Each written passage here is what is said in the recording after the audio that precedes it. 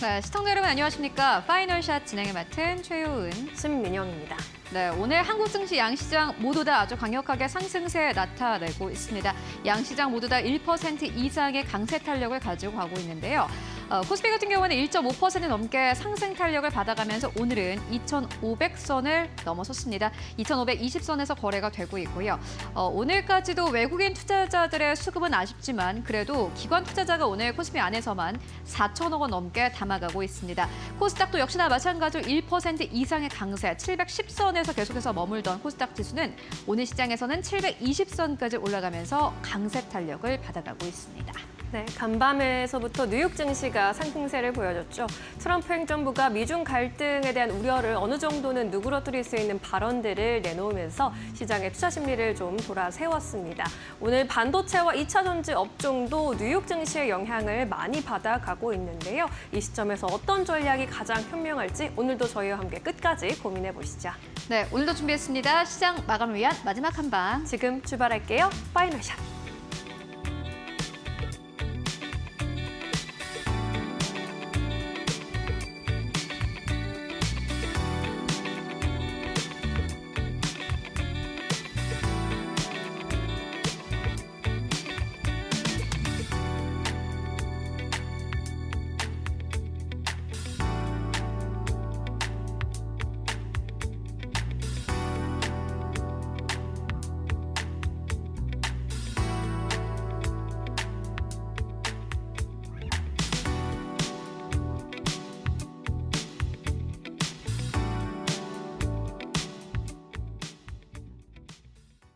네, 오늘 한국 증시는 양시장에 못다 아주 강력한 상승세를 나타내고 있습니다. 사실 지수가 이렇게 올라간다라는 의미는요. 결국에는 많은 업종들이, 대부분의 업종들이 상승세를 나타내고 있다라는 건데 특히나 반가운 상승 업종이 있습니다. 두 가지인데 먼저 첫 번째는 반도체, 두 번째는 2차 전지가 될 것 같습니다. 반도체와 사실 미국과 중국 간의 갈등 이슈가 있다고 치더라도 2차 전지 상승이 이렇게 반가운 것은요. 결국에는 테슬라의 실적이 발표됐기 때문입니다. 이번 주에 가장 빅 이벤트 중 하나였는데 테슬라가 어떠한 실적을 발표를 했고 주가는 어떻게 움직였는지 오늘 먼저 좀 정리를 해보고 가도록 하겠습니다. 사실 테슬라의 실적 자체는 그리 좋지는 않았습니다. 매출 같은 경우에는요. 193억 4천만 달러를 기록을 했습니다. 보시다시피 매출이 뚝 떨어진 흐름을 함께 확인하실 수 있습니다. 자동차 매출도 역시나 마찬가지로 140억 달러를 기록을 했는데 총 매출의 경우에는 전년 동기 대비해서 9% 이상 감소했고요. 자동차 매출만 봤을 때는 전년 동기 대비해서 무려 20% 넘게 급감한 것으로 나타났습니다.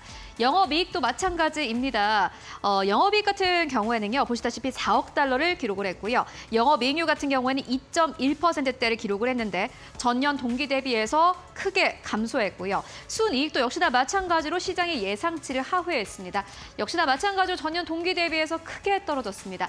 자동차부터 시작해서 대부분의 sek터에서 전체 이 매출 자체가 전년 동기 대비해서 크게 떨어진 흐름을 함께 확인하실 수 있는데 매출이 왜 감소했나 봤더니 모델 Y의 신모델 생산을 위한 공장 업데이트가 있었다고 합니다.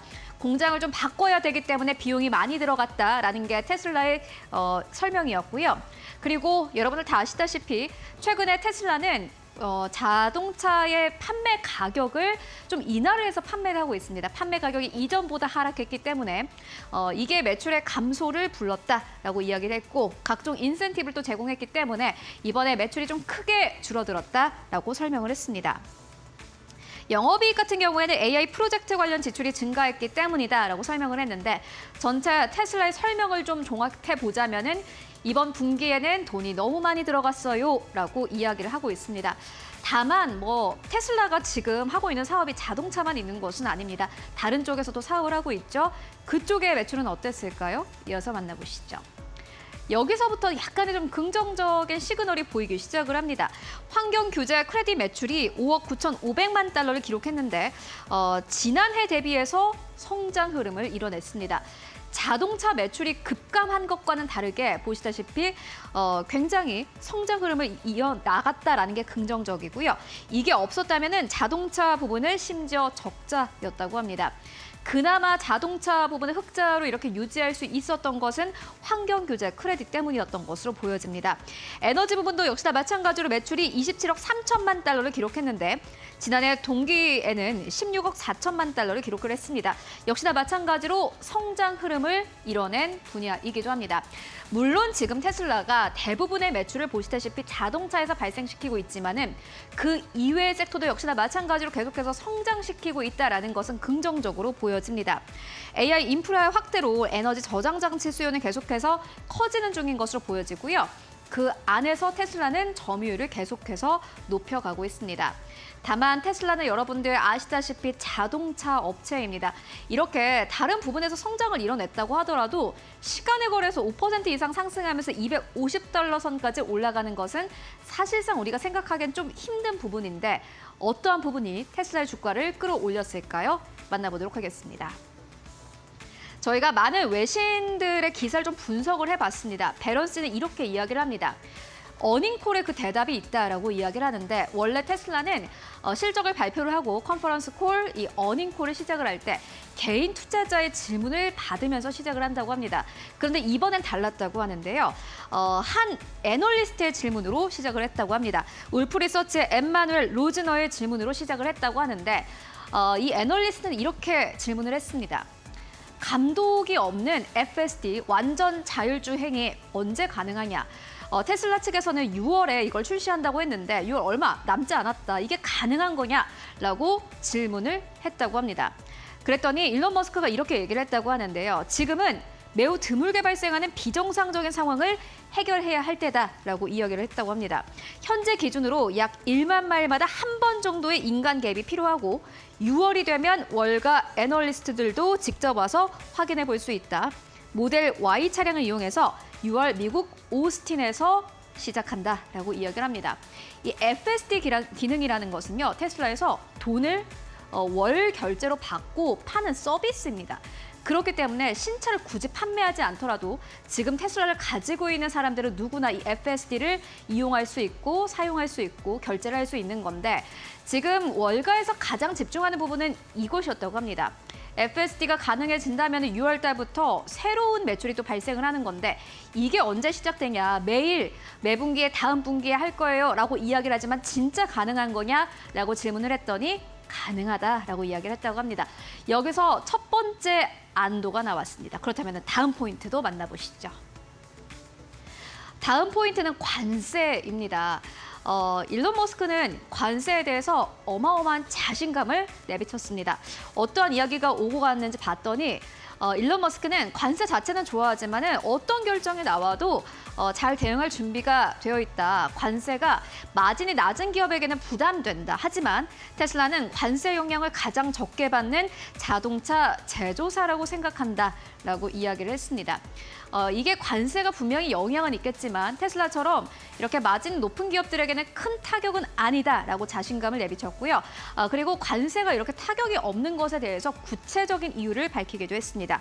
먼저 첫 번째는 미국에서 판매하는 차량은 모두 다 미국에서 생산한다라는 겁니다. 두 번째는 부품 공급도 현지화를 적극적으로 추진하고 있기 때문에 우리는 물론 타격은 있겠지만 큰 타격은 없어요 라고 이야기를 합니다.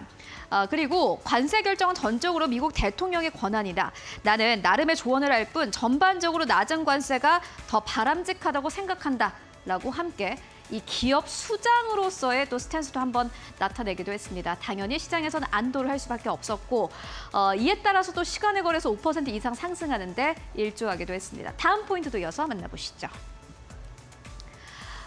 테슬라가 사실 또 하나 약간 노이즈가 있었던 게요. 저가형 모델입니다. 저가형 모델이 올해 생산 일정에 변동이 없다라고 이야기를 했습니다. 이전에 지난주에 로이터 통신은 테슬라의 저가형 차량 출시가 2026년으로 연기됐다라고 보도한 바 있는데 이번에 테슬라는 어닝콜을 통해서 부인했습니다. 2025년 상반기 생산 시작을 목표로 예정대로 진행 중이다 라면서 기존 생산 라인에서 생산을 할 것이다라고 이야기를 했고요. 월가에서 또 다양한 전망들을 내놓고 있습니다. 사이버캡 스타일의 차량이 예상된다라고 설명을 했고요. 이 포인트도 굉장히 중요한데 다음 달부터 정부 업무에서 쓰는 시간을 크게 줄일 것이다라고 설명을 했습니다. 일론 머스크가 트럼프 대통령 옆에서 도지 업무를 하면서 사실 불매 운동이 좀 크게 일어났습니다. 월스트리트 저널에서는 테슬라 브랜드 이미지가 훼손이 됐었다라면서 미국, 유럽 곳곳에서 테슬라의 매장과 충전소 파손과 방화 사건이 있었는데 이게 좀 해결되지 않겠느냐라는 기대감 나오고 있습니다. 대통령이 원하면 일주일에 하루나 이틀 정도는 계속 참여할 생각이 있겠지만은 본인은 테슬라에 더 집중하겠다라는 의지를 밝히면서 주주들은 조금 더 안도하는 흐름을 보여줬습니다. 사실 실적만 봤을 때는 자동차 이 매출이 전년 동기 대비해서 이렇게 두 자릿수 이상 떨어졌다는 건 어마어마한 타격인데요. 다만 주가는 이렇게 다시 한번 안도 랠리를 보였습니다. 오늘 밤에는 어떠한 흐름이 나올지, 그리고 오늘 시장에서 움직이고 있는 2차 전지 쪽 앞으로도 이 흐름을 이어갈 수 있을지 여러분들 함께 체크해 보시면 좋을 것 같습니다. 이렇게 오늘의 시그널 테슬라 만나보고 왔고요. 그렇다면 오늘 시장에서도 주목할 만한 헤드라인 어떤 것들이 있을까요? 이어서 신민영 앵커가 전해드립니다. 네, 오늘 종목별로 또 업종별로 움직이고 있는 헤드라인 함께 살펴보도록 하겠습니다. 4가지 뉴스 뽑아봤습니다. 첫 번째 헤드라인 열어보겠습니다. 미국의 관세 우려가 완화돼가고 있는 가운데 삼성전자, SK하이닉스 등 반도체주들의 상승이 오늘 돋보이고 있습니다. 간밤에 스콧 베센트 미국 재무부 장관이 JP모건 체이스가 주최한 비공개 투자자 회의에서 중국과의 관세 갈등이 완화될 것이라고 말한 이후에 미중 무역 협상이 진전될 것이라는 기대감이 번졌습니다. 또한 트럼프 대통령도 중국 관세와 관련해서 현재 145%는 매우 높다고 인정을 했고요. 협상 시에 관세율이 그 정도 높게 있지는 않을 것이며 그것은 매우 상당히 내려갈 것이다 라고 이야기를 했습니다. 중국의 부과한 관세율을 인하할 가능성을 제시한 건데요. 이에 따라 반도체 산업에 대한 타격이 완화될 것이란 기대감 속에 뉴욕 증시에서 필라델피아 반도체 지수도 2%대 상승세를 보이기도 했습니다. 다음 헤드라인입니다. 2차 전지주도 동반 강세를 보이고 있죠. 테슬라가 시간에 급등한 영향입니다. 일론 머스크 테슬라 CEO가 1분기 실적 발표 컨퍼런스 콜에서 정부 효율부 도지의 주된 작업이 대부분 끝났다고 발언을 했죠. 내달부터 테슬라 업무에 집중할 계획이라고 밝혔습니다. 트럼프 미국 대통령의 행정부 안에서의 정치 행보로 그간 부정적인 평가가 잇따랐던 머스크가 이제는 정부의 업무를 좀 줄이고 테슬라의 경영에 집중하겠다라고 밝힌 점 주가에도 당연히 긍정적으로 작용한 모습이죠. 뉴욕 정비장에서 4%대로 오른 테슬라 주가, 시간의 거래에서 보합세를 보이다가 머스크의 이러한 발언 이후 5%대까지 상승 흐름 보여주기도 했습니다. 세 번째 헤드라인입니다. 고려 아연 소식입니다. 유상증자의 부정거래 의혹을 받고 있는 가운데 검찰의 압수수색까지 받으면서 하락세를 면치 못하고 있습니다. 검찰이 유상증자 부정거래 혐의를 받는 고려 아연을 압수수색했다는 소식에 오늘 장 초반부터 주가 하락세인데요. 고려 아연은 지난해 10월 이뤄진 자사주 공개 매수가 끝나기 전에 유상증자를 계획한 의혹을 받아가고 있습니다. 공개 매수를 진행하면서 작성한 신고서에는 공개 매수 이후에 재무구조 등의 변경이 일어나는 계획이 없다고 공시를 했었는데 공개 매수 기간에 유상증자를 위한 실사를 진행한 것이다라는 혐의입니다. 검찰은 고려 아연이 이러한 계획을 세우고 있었음에도 이를 신고서에 기재하지 않은 것이 부정거래에 해당하는지 그 여부를 들여다보고 있습니다. 네 번째 헤드라인입니다. GL팜텍 관련 소식입니다. 국내 최초로 안구건조증 임상에서 신약 임상 3상에 성공했다라는 소식을 전해줬는데요. 이 소식에 오늘 주가도 상한가로 직행하기도 했습니다. GL팜텍이 아주약품과 공동 연구 개발 중인 안구건조증 신약 후보 물질 레코플라본이 임상 3상에서 유효성과 안전성을 입증해냈습니다. 이는 현재 국내에서 개발하고 있는 안구건조증 치료제 중에서 가장 빠른 연구 성과로 추후 품목 허가로 이뤄진다면 국내 첫 안구건조 신약이 될 전망입니다. 회사 측은 올해 하반기에 신약 허가 신청을 계획하고 있는데요. 약가에 대한 협상을 진행해야 하는 만큼 급여 출시는 2026년 말이나 2027년 초가 가능할 것으로 점쳐지고 있습니다. 이렇게 4가지 헤드라인 함께 짚어보셨습니다. 네, 이번에는 증권가 전화 연결해서 조금 더 자세한 의견 들어보도록 하겠습니다. 메리츠증권 강남금융센터 김경국 과장 연결해 보겠습니다. 과장님 안녕하세요. 네, 안녕하세요. 네, 4가지 소식 전달해 드렸는데 어떤 소식에 오늘은 주목해 보셨을까요? 오늘은 테슬라 실적 발표, 1분기 실적 발표와 관련된 말씀을 좀 드릴까 하는데요. 일단 테슬라가 실적 발표 이후에 일단 저가 매수세가 유입이 되면서 시간에서 지금 강세를 지금 보이고 있는 상황이고 1분기 실적에 대한 우려가 이미 좀 주가에 많이 반영이 된 것이 아닌가 그렇게 좀 판단하고 있습니다. 그래서 1분기 실적 내역을 좀 세부적으로 살펴보면 일단 크레딧 매출이 아니었으면 시장의 예상대로 좀 적자가 날 뻔했던 일단 가장 좋지 않았던 실적 발표를 했고요. 반등의 이유는 뭐 여러 가지가 있겠지만 일반 기술적으로 좀 많이 빠졌기 때문에 저가 매수가 유입된 측면도 있었고 또 일론 머스크가 5월부터는 이제 나치라는 행정부에서 조금 떨어져서 테슬라에 좀 더 집중하겠다는 발언의 영향이 좀 있었던 것으로 보이고 있습니다. 그래서 그리고 이제 추가적으로 저가 모델인 모델 Q가 올해 출시된다고 코멘트를 한 점도 투자 심리를 회복하는 데 좀 도움이 됐다 그렇게 좀 판단하고 있고요. 근데 테슬라의 문제는 현재 머스크의 복귀보다는 일단 중국 전기차와의 경쟁이 가장 큰 요인이다 이렇게 말씀드리고 싶고 전방 수요까지 부진하기 때문에 이 부분에 대한 영향을 많이 받고 있는 것으로 보이고 있습니다. 지금 일례로 중국 시장에서 모델 Y가 출시된 지 2달 만에 일단 5년 무이자 할부에 돌입을 했거든요. 그래서 이런 것들을 보더라도 일단은 전방의 수요가 매우 부진한 상황이고 테슬라가 현재 상황에서는 조금 판매에 어려움을 겪고 있다. 뭐 이렇게 생각하시면 될 것 같습니다. 어쨌든 테슬라의 강세로 2차 전지 섹터의 일시적인 반등이 현재 들어오고 있는 상황이고요. 일단 이 부분이 지속될지 여부는 아직은 좀 미지수라고 판단하고 있습니다. 여전히 2차 전지 섹터에 있는 종목들의 밸류에이션이 할증거래에 있다고 판단하고 있고요. 일단 전기차 수요 회복 없이는 사실은 본격적인 반등의 발판을 마련하기는 어렵다. 이렇게 좀 개인적으로 판단하고 있습니다. 네, 전기차 수요 회복이 되는지 그 여부를 더 확인할 필요가 있다라고 2차 전지 관련주에 대한 의견 제시해 주셨습니다. 이 밖에도 오늘 오후장에서 매수 관점으로 보고 계신 다른 종목은 어떤 종목일까요? 오늘은 이제 화장품 섹터 안에 있는 소재 업체인 이제 선진 뷰티 사이언스라는 종목 가져봤고요. 투자 포인트 좀 몇 개 말씀드리도록 하겠습니다. 일단 가장 큰 이슈가 된 부분이 뭐냐면 최근에 이제 미국에서 관세 우려를 대비해서 사재기 열풍이 일어나고 있는데 8가지 품목 중에 한국에 있는 김과 한국산 선크림이 목록에 이름을 올렸습니다. 그래서 선진 뷰티 사이언스 같은 경우에는 이제 선 제품에 들어가는 다양한 소재를 중점적으로 생산하는 업체인데 이 부분에 시장이 좀 주목을 하고 있는 것으로 보이고 있습니다. 그리고 동사 자체적으로 사실 매출의 85% 이상이 수출로 나가고 있는 상황이고 50개국 이상의 대상으로 이제 수출이 이루어지고 있습니다. 그래서 최근 원화 약세 흐름과 맞물려서 일단은 다양한 이익 부분에 있어서도 이득을 얻을 수 있는 부분이 있을 것 같고요. 그리고 분기 계절성이 뚜렷하게 나타나는 업체이기 때문에 그 여름을 겨냥하는 업체이기 때문에 1, 2분기 실적이 3, 4분기보다는 상당히 좀 좋은 그러니까 쏠려 있는 실적이 나오고 있습니다. 그래서 상반기 좋은 주가 흐름이 나올 가능성이 매우 높다 그렇게 좀 보고 있고 또 6월부터는 이제 작년 투자했던 ODM 사업부가 이제 본격적으로 가동이 시작됩니다. 그래서 이런 부분에 대한 모멘텀도 좀 얻을 수 있을 것으로 보고 있고 일단 더워지는 여름까지는 일단 모멘텀을 받을 확률이 높다고 판단하고 있습니다. 그래서 15,000원 돌파하는 조정이 나왔고 15,000원을 돌파하면서 조정이 나왔고 현재가에서는 눌림이 들어온 지금 가격에서는 매수가 유효하다 이렇게 보고 있고 목표가는 18,000원, 손절가는 11,000원 정도로 잡아보도록 하겠습니다. 네, 선진 뷰티 사이언스에 대한 의견까지 들어봤습니다. 오늘도 자세한 설명 고맙습니다. 네, 감사합니다. 네, 이어서 외국인과 기관의 수급 동향 살펴보시죠. 최효은 앵커가 준비했습니다. 네, 먼저 외국인들이 사는 기업들부터 만나보도록 하겠습니다. 오늘 외국인 투자자들 보시다시피 가장 첫 번째로 2차 전지 기업이죠. 배터리 3사 가운데 삼성 SDI를 강력하게 매수하고 있습니다.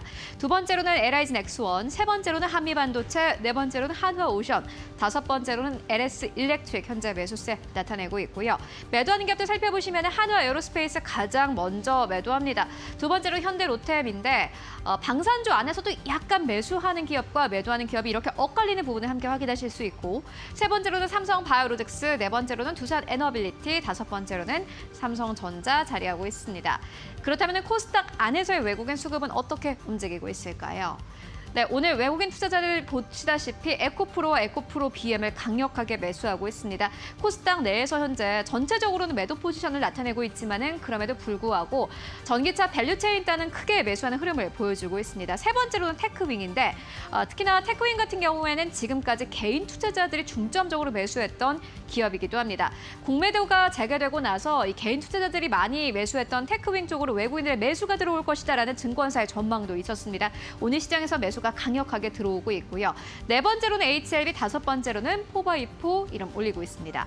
매도하는 기업들 살펴보시면 가장 첫 번째로는 네이처셀, 두 번째로는 알테오젠, 세 번째로는 ABL바이오, 네 번째로는 펩트론입니다. 1위권부터 4위권까지 5제 모두 다 강력하게 상승 탄력을 받았던 제약 바이오 쪽 자리하고 있고요. 5위권으로는 레인보우 로보틱스 자리하고 있습니다. 그렇다면 기관 투자자들 현재 어떻게 움직이고 있을까요?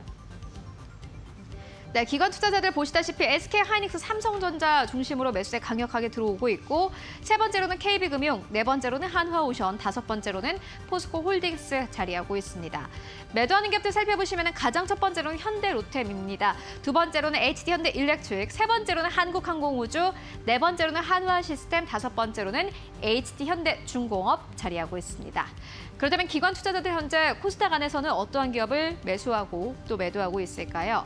기관 투자자도 역시나 마찬가지로 오늘 시장에서 에코프로 BM을 가장 많이 매수하고 있고요. 두 번째로는 SPG, 세 번째로는 마이크로 컨텍솔 현재 이름 올리고 있습니다. 생소한 이 기업들 쪽으로 오늘 기관 투자자들의 매수가 강력하게 들어오는 가운데 보시다시피 5위권의 스튜디오 드래곤 이름 올리고 있습니다. 컨텐츠 쪽으로 오늘 시장 기관의 매수세가 또 강력하게 들어오고 있고 매도하는 기업들 살펴보시면 가장 첫 번째로는 알테오젠, 두 번째로는 D&D 파마텍, 세 번째로는 형지글로벌, 네 번째로는 루닛, 다섯 번째로는 YG 엔터테인먼트 이름 올리고 있습니다. 네, 지금까지 외국인 기관 수급 함께 살펴보고 왔습니다.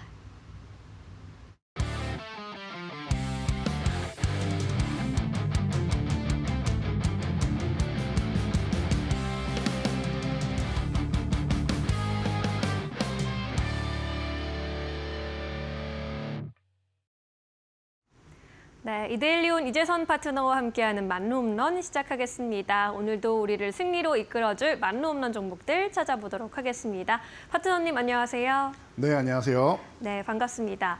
간밤에 뉴욕 증시 모처럼 상승으로 돌아섰죠. 오늘도 우리의 증시는 또 미국 증시와 흐름 비슷하게 움직여가고 있는 것 같은데요. 오늘 시장 판세 어떻게 읽어보셨을까요?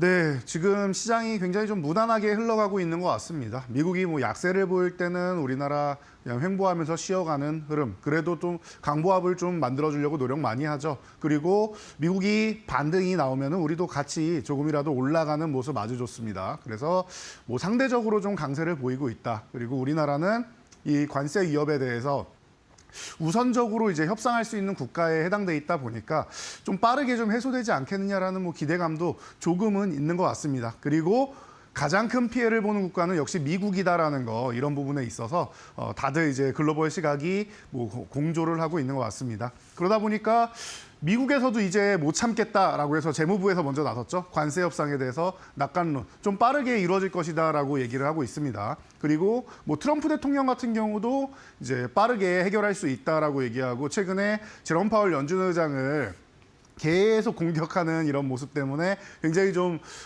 불안한 모습을 많이 보였었죠. 그런데 이런 부분에 대해서도 오늘은 조금 완화적인 발언을 하면서 슬그머니 이제 한 발 물러나는 모습입니다. 뭐 관세 협상할 때도 그렇고 그 내정을 다스릴 때도 그렇고 트럼프는 하는 행동이 굉장히 좀 비슷한 것 같습니다. 일관성 있는 것 같아요. 어떻게 보면 또 좀 특이한 사람이라는 거는 역시나 또 다시 한번 확인할 수 있는 것 같고요.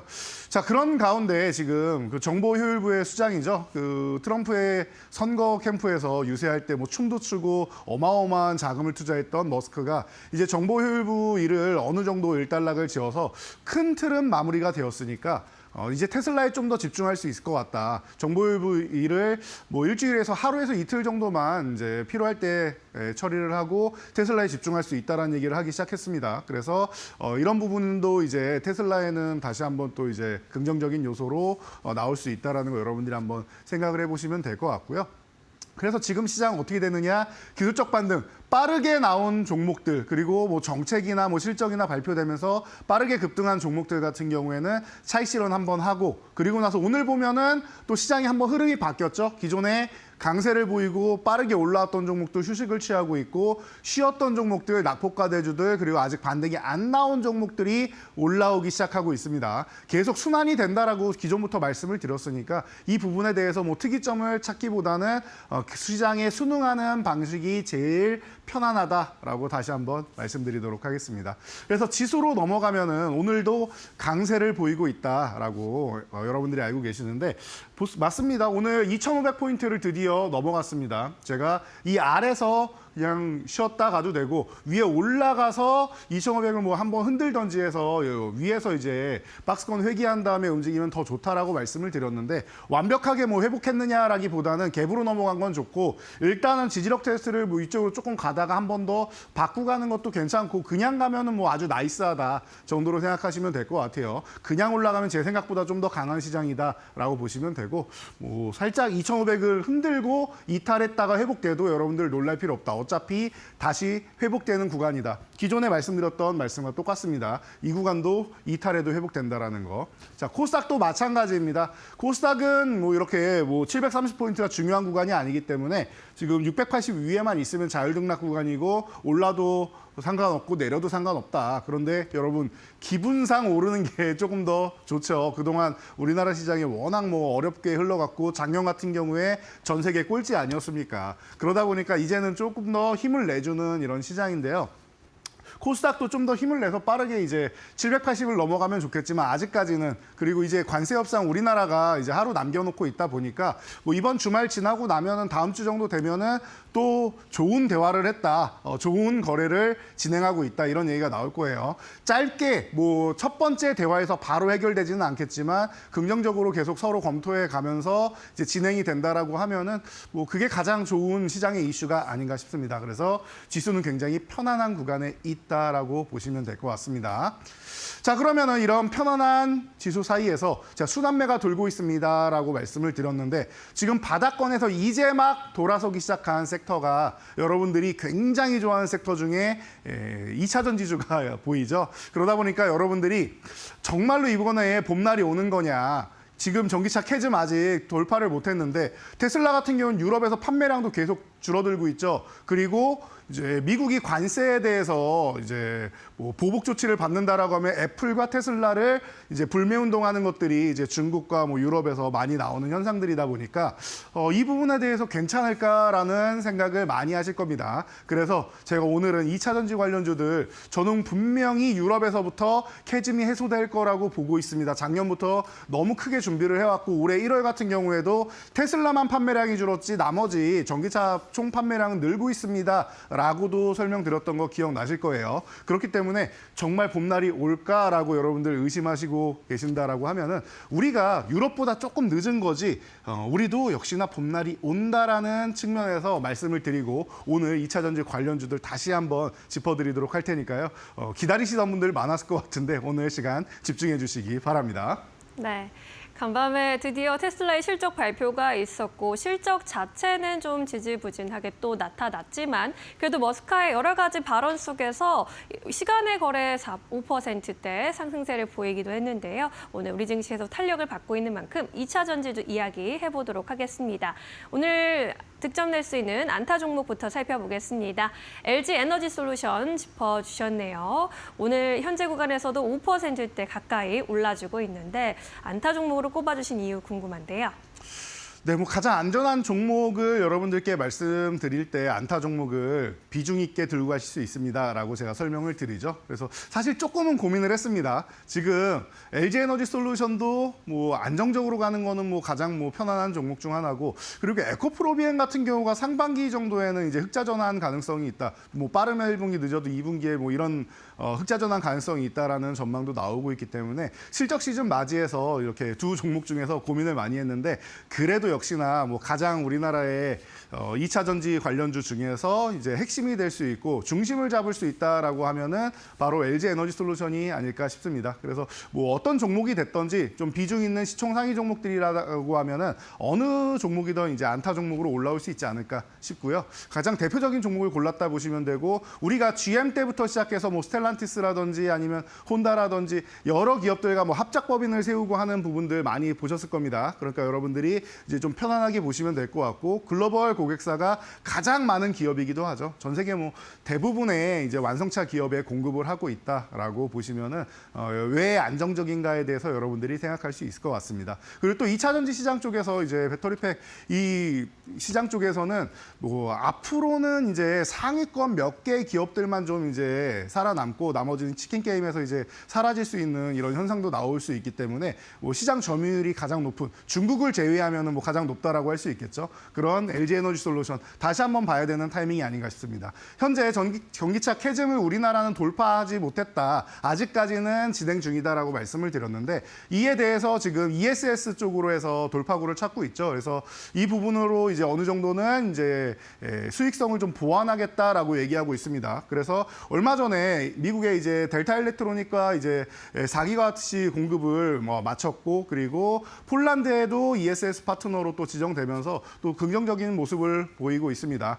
이러한 행보 속에서 좀 안정성을 더해가고 있는 종목이다라고 보면은 가장 안정적인 종목으로 안타 종목 선정되는 것은 아주 당연한 이치인 것 같으니까요. 이 종목도 개인 투자자분들이 굉장히 많이 보유하고 계시고 좋아하시는 종목인데 여러분들의 응원이 많이 필요한 시점인 것 같습니다. 네, LG 에너지 솔루션 2차 전지 대장주인 만큼 안타 종목으로 꼽아주셨습니다. 꼼꼼하게 투자 포인트 잘 짚어보시기 바라겠습니다. 이제 2루 타석으로 이동해 보도록 할까요? 오늘의 2루타 종목은 LK 삼양을 선정해 주셨습니다. 지난해에는 영업 손실을 기록한 것으로 확인이 됐고 실적에 대한 우려가 여전히 좀 발목을 잡고 있지 않나 싶은데요. 앞으로는 실적 흐름 괜찮아질까요? 네, 맞습니다. 방금 말씀하신 뭐 실적이나 이런 부분 때문에 지금 아직까지는 좀 리스크를 좀 안고 있는 기업이기는 해요. 그래서 제가 이제 단기적인 트레이딩 관점으로 볼 수 있는 이 2루타 종목으로 제가 선정을 했는데요. 모멘텀은 많습니다. 이 종목이 한 번씩 이제 움직일 수 있는 모멘텀은 뭐 2차 전지 쪽으로 본다라고 하면은 지금 뭐 배터리 폭발 사고 같은 경우가 많이 나고 있죠. 그래서 우리나라 뭐 4대 파이낸스 센터에 이제 그 3대 파이낸스 센터죠. 이곳에 이제 조기 감지 센터를 열감지 센터를 이제 뭐 공급하고 있다라는 측면 이런 부분에서 한번 볼 수 있고요. 그리고 여러 가지 측면에서 같이 볼 수 있는 종목으로 해서 제가 트레이딩 관점으로 봤습니다. 그래서 지금 이 종목이 스페이스X에다가 지금 최근에 인공위성 광학 모듈 원래 카메라 모듈하는 기업 아니겠습니까? 이 부분을 공급하고 있다라고 해서 이제 뭐 좋은 이슈가 나오면서 한 번 정도 또 한 번 움직일 수 있는 머스크가 테슬라에 집중하기 시작한다라고 하면 자연스럽게 스페이스X 쪽이나 XAI 쪽에도 집중을 할 수가 있겠죠. 그러니까 여러분들이 이런 부분까지 생각한다라고 하면 중간중간에 한 번씩 멋지게 움직일 수 있는 종목이다라는 거 체크하시면 될 것 같고 그리고 실적 같은 경우에는 아직까지는 회복을 못했지만 뭐 이제 그 LK 파트너스 쪽으로 해서 범LG가 쪽에 피인수 되면서 이런 부분은 이제 차츰차츰 나아질 것이다라는 거 그리고 주주 친화 정책도 점차 늘려갈 것이다라는 거 이런 부분을 생각한다라고 하면은 제가 볼 때 기술력 같은 경우에는 과거 삼양옵틱스 시절부터 많이 설명을 드렸던 기업이다 보니까 여러분들이 이 LK 삼양 응원만 많이 해주신다라고 하면은 제가 볼 때는 단기적으로 이제 빠르게 움직이는 구간이 조만간 나올 것 같습니다. 그러니까 트레이딩 관점으로 보신다라고 하면은 실적보다는 여러분들의 계좌 수익을 올려줄 수 있는 종목으로 응원해 주시면 좋을 것 같습니다. 네. 앞으로의 모멘텀은 많이 있다라고 하나하나씩 짚어주셨으니까요. LK 삼양 또 관심 있으신 분들은 눈여겨보셔도 좋겠습니다. 자, 이제 3루타까지 도전할 수 있는 3루타 종목으로 넘어가 보도록 하겠습니다. 이수 스페셜티 케미컬 꼽아주셨습니다. 세계 3대 TDM 업체 중에 하나이기도 한데 오늘 3루타로 선정해 주신 이유 자세히 알려주시죠. 네, 뭐 간단하게 설명드릴 수 있을 것 같아요. 앞으로는 이제 주행 거리 때문에 전고체의 시대가 온다라는 거 여러분들이 다들 알고 계시고 기대를 많이 하고 계실 겁니다. 그러다 보니까 이제 이수 스페셜티 케미컬이 뭐 상장하기 전부터 해서 모회사로부터 이제 계속 이제 집중을 받고 있다가 상장한 이후에 어마어마한 주가 흐름을 보였었죠. 그리고 지금 충분히 휴식을 취하고 있는데 이제는 말씀하신 대로 이제 세계 3대 TDM 이제 증설까지 마치면서 50%의 이제 그 증산 물량을 이제 생산할 수 있기 때문에 앞으로 뭐 1위까지 노려본다라고 얘기를 하고 있습니다. 그러다 보니까 전고체 배터리 쪽에 들어가는 이런 소재나 이런 쪽으로 해서 가장 뭐 기본이 될 수 있다라고 할 수 있고요. 그리고 화학물계 쪽으로 이제는 뭐 현대차부터 시작해서 뭐 삼성 SDI 이런 쪽으로 바로 이제 생산을 들어갈 수 있는 단계가 임박했다라는 얘기가 계속 나오고 있다 보니까 여러분 좀 편안하게 보시면 될 것 같아요. 전기차에서 가장 중요한 요소 중 하나가 지금 주행거리 아니겠습니까? 서울에서 부산까지는 갈 수 있는데 돌아올 수가 없다. 그리고 충전 시간이 오래 걸리기 때문에 이런 부분 때문에 좀 이제 급속 충전기도 이제 많이 얘기가 나오고, 그리고 이제 이런 전고체 배터리 같은 경우 과거에는 이제 테슬라의 CEO인 일론 머스크도 얘기했듯이 이제 뭐 실리콘 응급제 쪽으로 이제 많이 얘기를 했었는데, 이제 그 다음 단계로 전고체 배터리 쪽 얘기 계속 나오고 있다 보니까 이런 부분 체크해 보시면 될 것 같고, 얼마 전에 또 삼성전기에서 이 웨어러블 기기 있죠, 이쪽으로 해서 전고체 배터리를 이제 사용하는 것을 개발했다라고 합니다. 그렇다라고 하면은 이수 스페셜티 케미컬이 전기차에만 의존하는 것이 아니라 앞으로는 IT 기기에도 들어갈 수 있다라는 거, 웨어러블 기기부터 시작해서 여러 가지 측면에서 공급할 수 있다라는 것을 우리가 생각해 보면은, 제가 볼 때는 지금 증산이 끝이 아니라 앞으로 꾸준하게 R&D 투자를 계속하고 하면서 더욱더 이제 확장을 해서 세계 1위 꿈이 아니다라고 지금 계속 얘기하고 있는데, 충분히 가능한 기업인 것 같습니다. 실적도 나쁘지 않으니까 여러분들이 실적 시즌 해보기도 좋은 종목이니까 편안하게 관심 가져보시기 바랍니다. 네, 오늘의 3루타 종목까지 살펴봤습니다. 세계 1위까지 이제 노려볼 수 있는 종목으로 앞으로의 확장성 높게 보고 계시니까요. 이 종목까지 함께 엮어서 공부해 보시면 좋겠습니다. 2차 전지주에 대한 이야기 나누어 보고 있는데요. 오늘 그동안의 만론론 종목들도 잘 운용되고 있는지 체크해 봐야겠죠. 함께 수익률 살펴보시죠. 네, 그동안 말로 없는 종목들 굉장히 이제 뭐 좋은 성과를 보이고 있는데요. 최근에 뭐 클라우드웍스 올라온 다음에 제가 매도 타이밍 너무 잘 잡아낸 것 같습니다라고 어제도 말씀드렸는데, 오늘까지도 이렇게 내려온 거 보니까 뭐 이제 슬슬 담아볼 타이밍이 어제부터 쓱 보였는데 굉장히 좋은 가격권까지 다시 보이고 있는 것 같아요. 그래도 여러분들 이제 너무 급등 많이 한 종목들 같은 경우에는 거래 정지라든지 아니면 과열 종목으로 지정돼서 좀 쉬어가야 되는 단일가 매매나 이런 부분이 나올 수 있으니까, 그런 부분은 다른 종목들을 많이 참고하시고, 그렇게 안 된다라고 하면 이렇게 크라우드웍스처럼 쉬어야 된다라는 거 체크하시면 될 것 같아요. 그래서 뭐 1위부터 5위 종목이 지금 굳건하게 버티고 있는데, 아무래도 조만간 100%대의 종목이 하나 더 등장하면서 5위가 또 바뀌지 않을까라는 생각을 제가 내심해보고 있습니다. 여러분도 기대 많이 해주시고요. 다음 페이지 같은 경우에는 제가 계속 말씀드리지만 뒤에 40%대에서 10개 넘는 종목들이 지금 대기를 하고 있어요. 그러다 보니까 언제 순위가 바뀌어도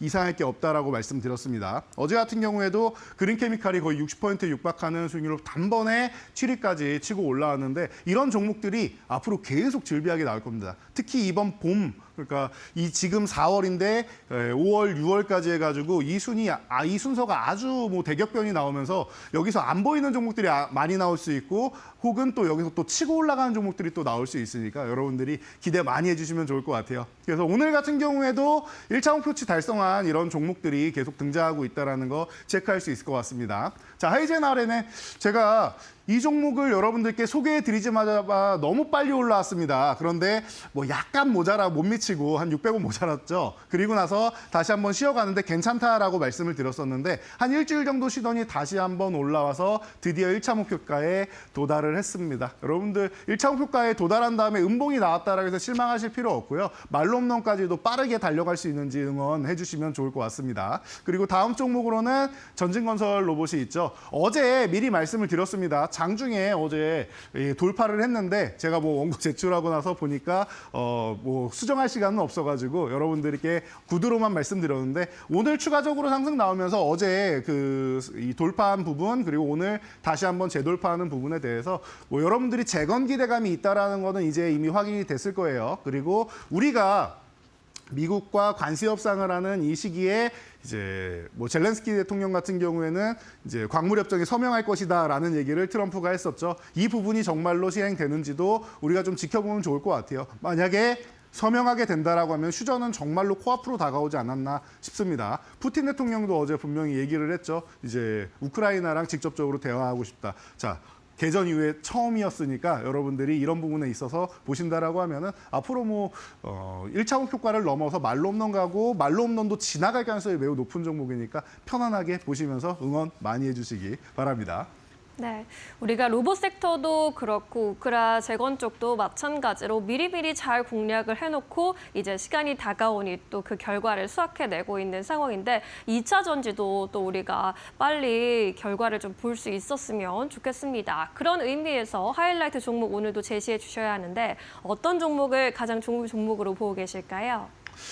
네, 저는 대주전자 재료를 오늘의 이제 말로 없는 종목으로 선정을 했습니다. 오늘은 굉장히 좀 선정하기가 어려운 날인 것 같아요. 이 대주전자 재료가 2루타를 가도 되고 3루타를 가도 되고 말로 홈런을 와도 되고 3루타에 있던 이슈 스페셜티 케미컬이 말로 홈런을 와도 되고 해서 고민이 굉장히 많았는데 그래도 과거부터 제가 조금 전에 말씀드렸던 실리콘 응급제 쪽으로 꾸준하게 실적을 늘려가고 있는 기업입니다. 여러분들이 실리콘 응급제 대장주다라는 거, 첨가제에서 가장 좋은 기술력을 뽐내고 있다라는 거 이미 다들 알고 계실 거라고 생각합니다. 그런 측면에서 이 종목이 전기차 캐즘 구간에도 매년 작년에도 실적이 올라가고 올해도 실적이 올라간다는 거에 여러분들이 집중하신다라고 하면은 어떻게 보면 제가 최근에 말씀드렸던 이런 실적 시즌에 집중하면 좋다라고 했던 이런 부분에도 동일하게 이제 적용이 되는 것 같아요. 그래서 가장 또 안정적인 종목으로 해서 대주전자재료를 말씀드리는 거니까 여러분들이 좀 편안하게 보시면 될 것 같습니다. 그래서 실적 모멘텀이 있고 그리고 2차 전지주가 반등이 나온다라면 대장이고 그리고 이제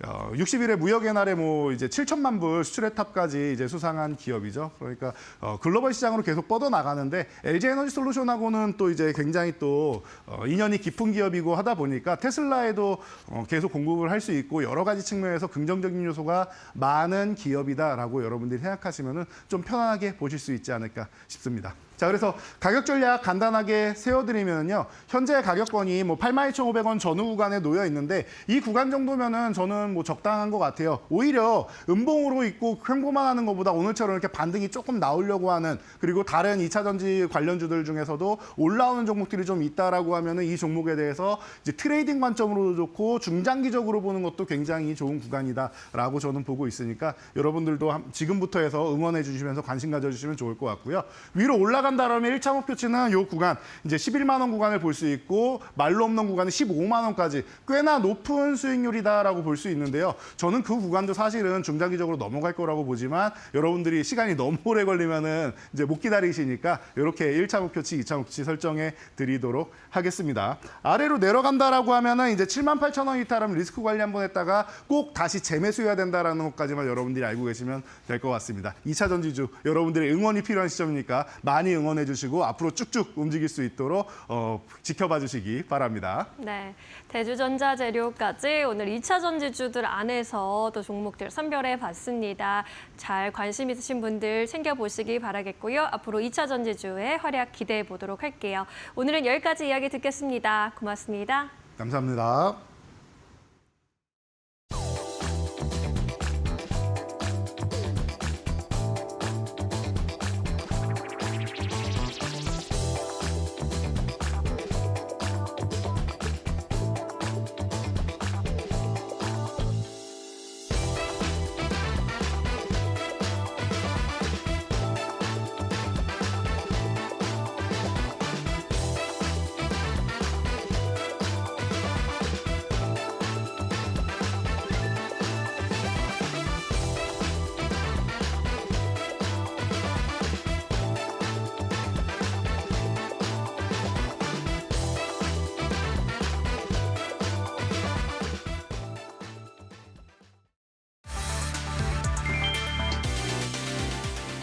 테슬라 기대 이하 1분기 성적표. 테슬라는 22일 1분기 매출이 193억 4천만 달러로 전년 동기 대비 9% 감소했다고 밝혔다. 자동차 부문 매출은 140억 달러로 20% 감소했다. 순이익은 4억 9천만 달러로 무려 71%나 급감했다. 이에 따라 조정주당 순이익은 27센트로 이 역시 예상치를 밑돌았다. 테슬라 측은 테슬라 Y 모델 새로운 버전을 생산하기 위해 4개의 자동차 공장 라인을 업데이트해야 하는 것이 이번 매출 감소의 원인 중 하나라며 또한 평균 판매 가격과 판매 인센티브가 낮아진 것도 매출과 이익에 영향을 미쳤다고 설명했다. 이날 정규장에서 4.6% 오른 테슬라 주가는 장마감 이후 소폭 하락하다 오후 4시 30분 기준 0.7%가량 오르고 있다.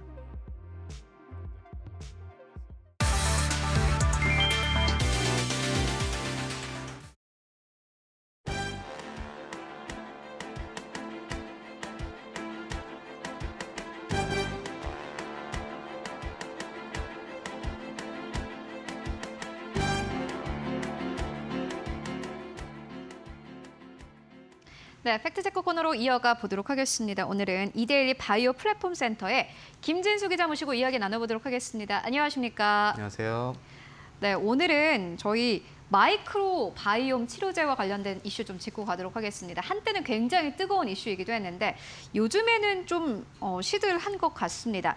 일단 2년 전에 먹는 마이크로바이옴 치료제가 미국 FDA로부터 승인을 받았다라는 소식과 함께 시장이 굉장히 뜨거웠습니다. 그런데 그때 이후로는 별 소식이 없는 것 같습니다. 현재 어떠한 상황인지 먼저 짚고 가도록 하겠습니다. 네, 이제 말씀해 주신 대로 이제 2년 전에 미국 FDA로부터 이제 허가받은 세계 최초의 경구용 마이크로바이옴 치료제 보스트의 매출이 굉장히 좀 지지부진한 것으로 확인되고 있습니다.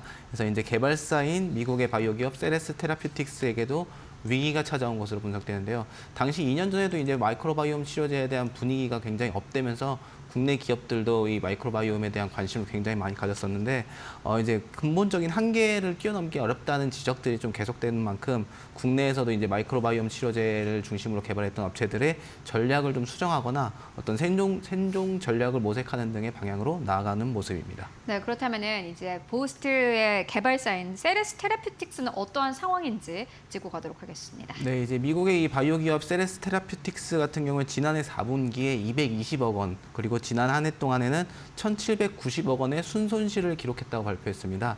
올해 1분기에는 이제 순손실 580억 원을 기록하고 있는데요. 이 세레스 테라퓨틱스 같은 경우에 지난 2023년 6월 달에 말씀해 주신 것처럼 이제 마이크로바이옴 치료제 보스트를 출시하면서 실적 개선을 기대했지만 바람대로 이뤄지지 않은 모습이라고 할 수 있습니다.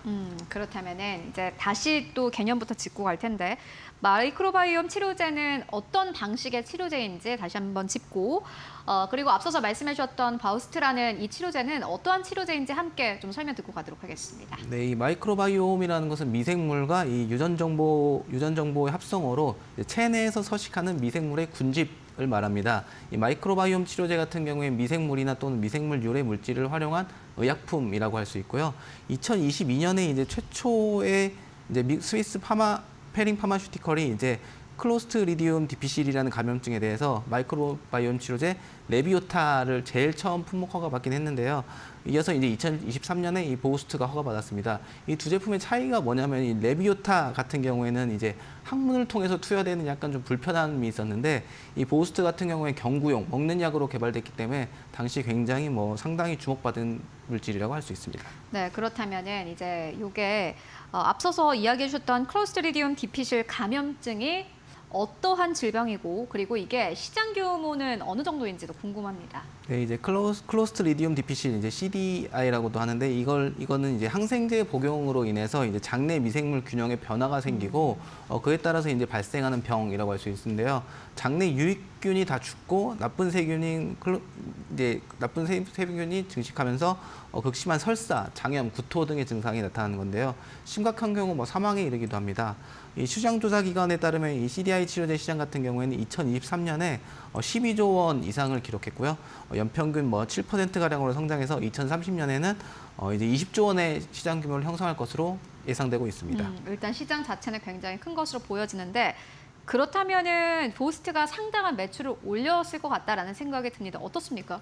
네, 이제 세레스 테라퓨틱스 역시 이제 시장 규모 측면에서 봤을 때 우리가 한 1조 이상의 매출을 올릴 수 있다 이런 식으로 전망을 했지만 실제 매출은 이를 한참 밑돌고 있는데요. 이 보스트의 분기별 매출을 살펴보자면 첫 출시인 2023년 3분기에는 108억 원 가량, 그다음 4분기에는 150억 원 가량, 그리고 작년 이제 1분기에는 145억, 2분기에는 205억 원 정도의 매출밖에 올리지 못했습니다. 이 보스트의 경우에는 재발성 CDI에만 제한적으로 사용된다는 점을 고려하더라도 이 세레스의 전망치나 아니면 이 시장 규모 전체적으로 봤을 때 부진한 성적을 이어가는 것이라고 분석되고 있습니다.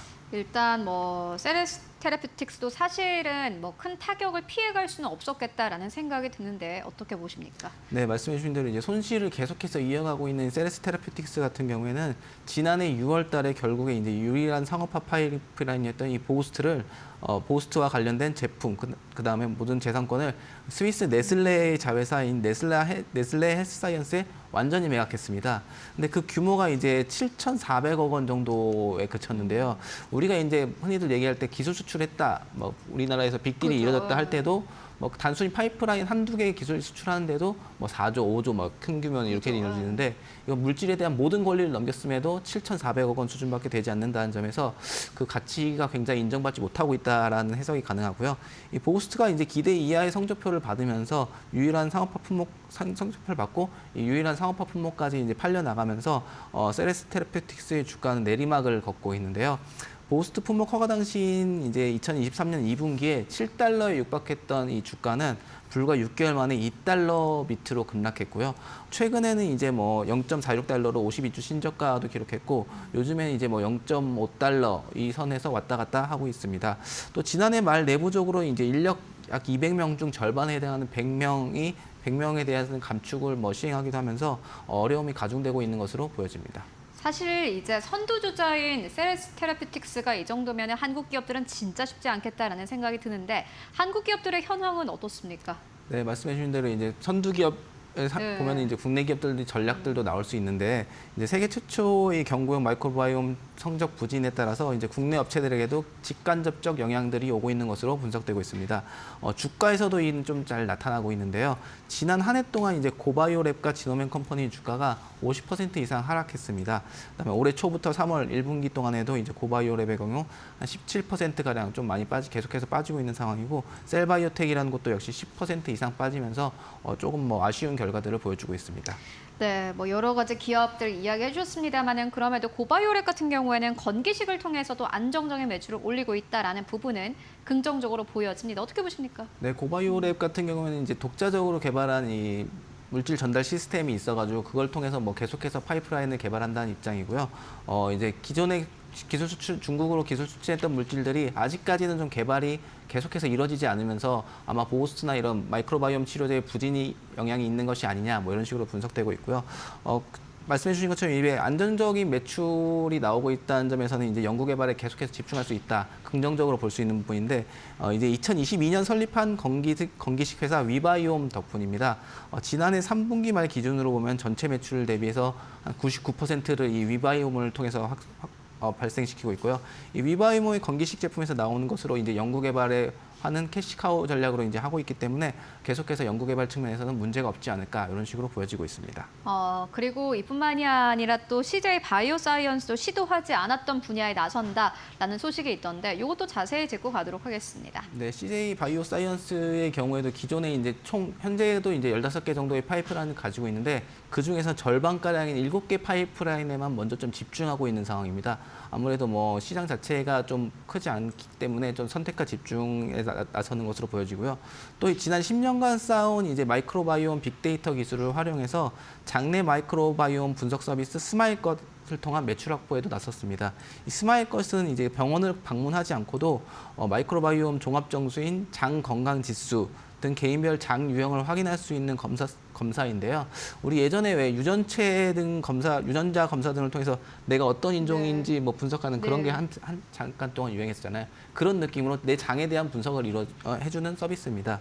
이제 그동안 이제 CJ 바이오사이언스 같은 경우에 미생물 관련 분석 서비스를 제공한 듯 B2B 서비스에 좀 집중했다면 이번 이 스마일것을 통해서 B2C 사업까지 확대했다고 보시면 됩니다. 그리고 좀 기업들 살펴볼 텐데 지노맨 컴퍼니도 있습니다. 사실 이 기업 같은 경우에는 마이크로바이옴 기업으로 시작을 했다가 그래도 포트폴리오에 변화가 있는 기업이에요. 어떻게 보십니까? 네, 맞습니다. 이제 정확하게 지적해 주셨는데 마이크로바이옴으로 시작했지만 이제 다른 좀 방향을 전환해서 성공적으로 체질 개선에 성공한 케이스로도 꼽히는데요.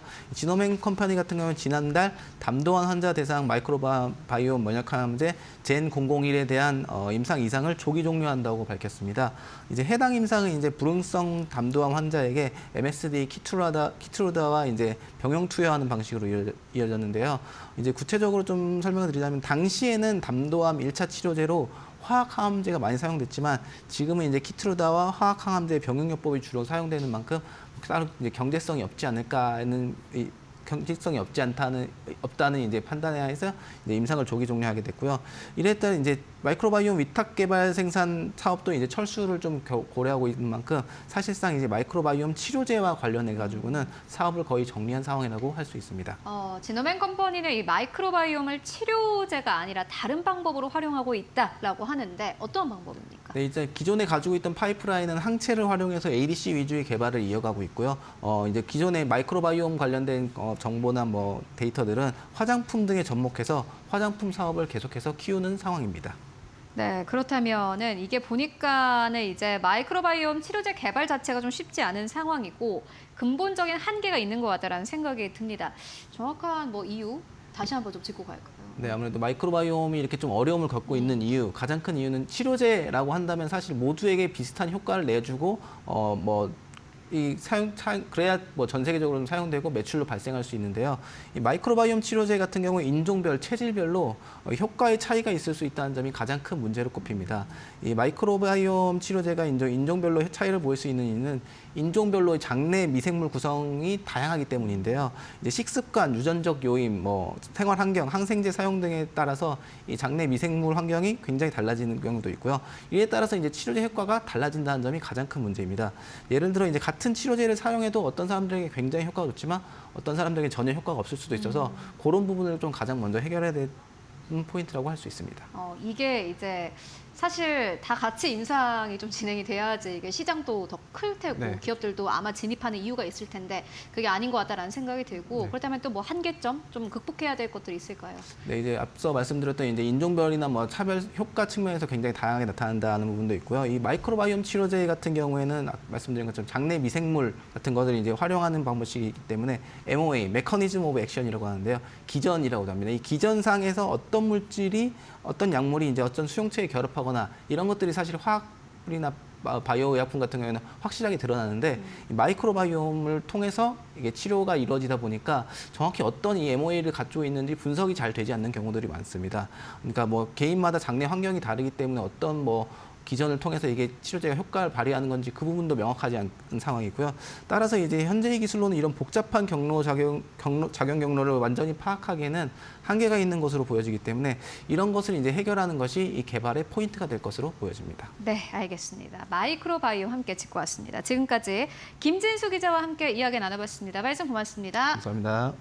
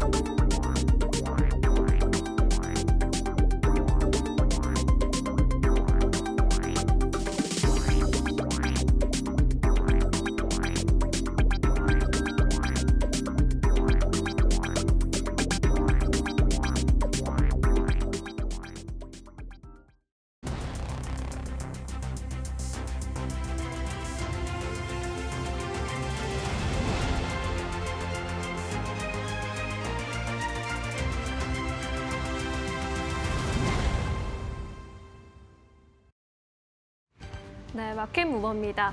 어지러운 미중 관세 전쟁 국면 속에서 모처럼 웃고 있는 섹터 태양광주 이야기 해보겠습니다. 미국이 이제 동남아시아 국가 4개국의 태양광 제품에 대해서 고율의 관세를 부과했습니다. 동남아시아 국가들을 통해서 우회에 수출하는 중국의 태양광 기업들을 겨냥한 조치인데요. 그런데 이 최종 관세가 굉장히 높게 책정이 됐습니다. 수치를 좀 체크해 보시면요.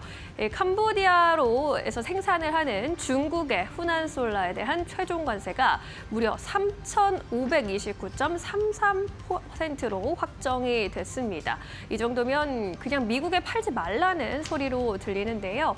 그리고 다른 기업들 트리나솔라나 징코솔라, 렛솔라까지 모두 중국 기업인데 세 자릿수대 관세가 확정이 된 상황입니다. 이런 소식 속에 국내 기업들은 또 반사이익을 얻을 것이란 기대감 속에 연일 상승세를 보이고는 있는데요. 또 여기에 더해서 국내 기업들은 정책 모멘텀도 가져가고 있습니다.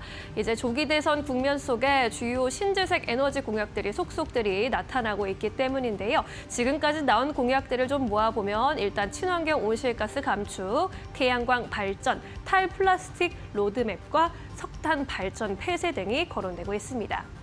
앞으로 대선 국면이 진행되면서 조금 더 자세한 정책들이 나올 수 있을 것이라는 이 기대감 속에 단기적인 모멘텀으로 주목을 받아가고 있는 상황입니다.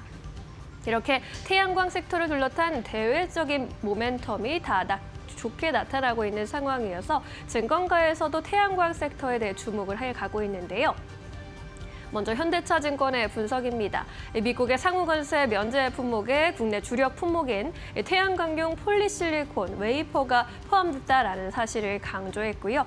뿐만 아니라 트럼프 대통령이 가공 핵심 광물과 히토류 수입에 대한 안보 영향 조사를 지시했는데 이 핵심 광물에도 역시나 폴리실리콘과 웨이퍼가 포함됐다라는 점에 주목을 했습니다.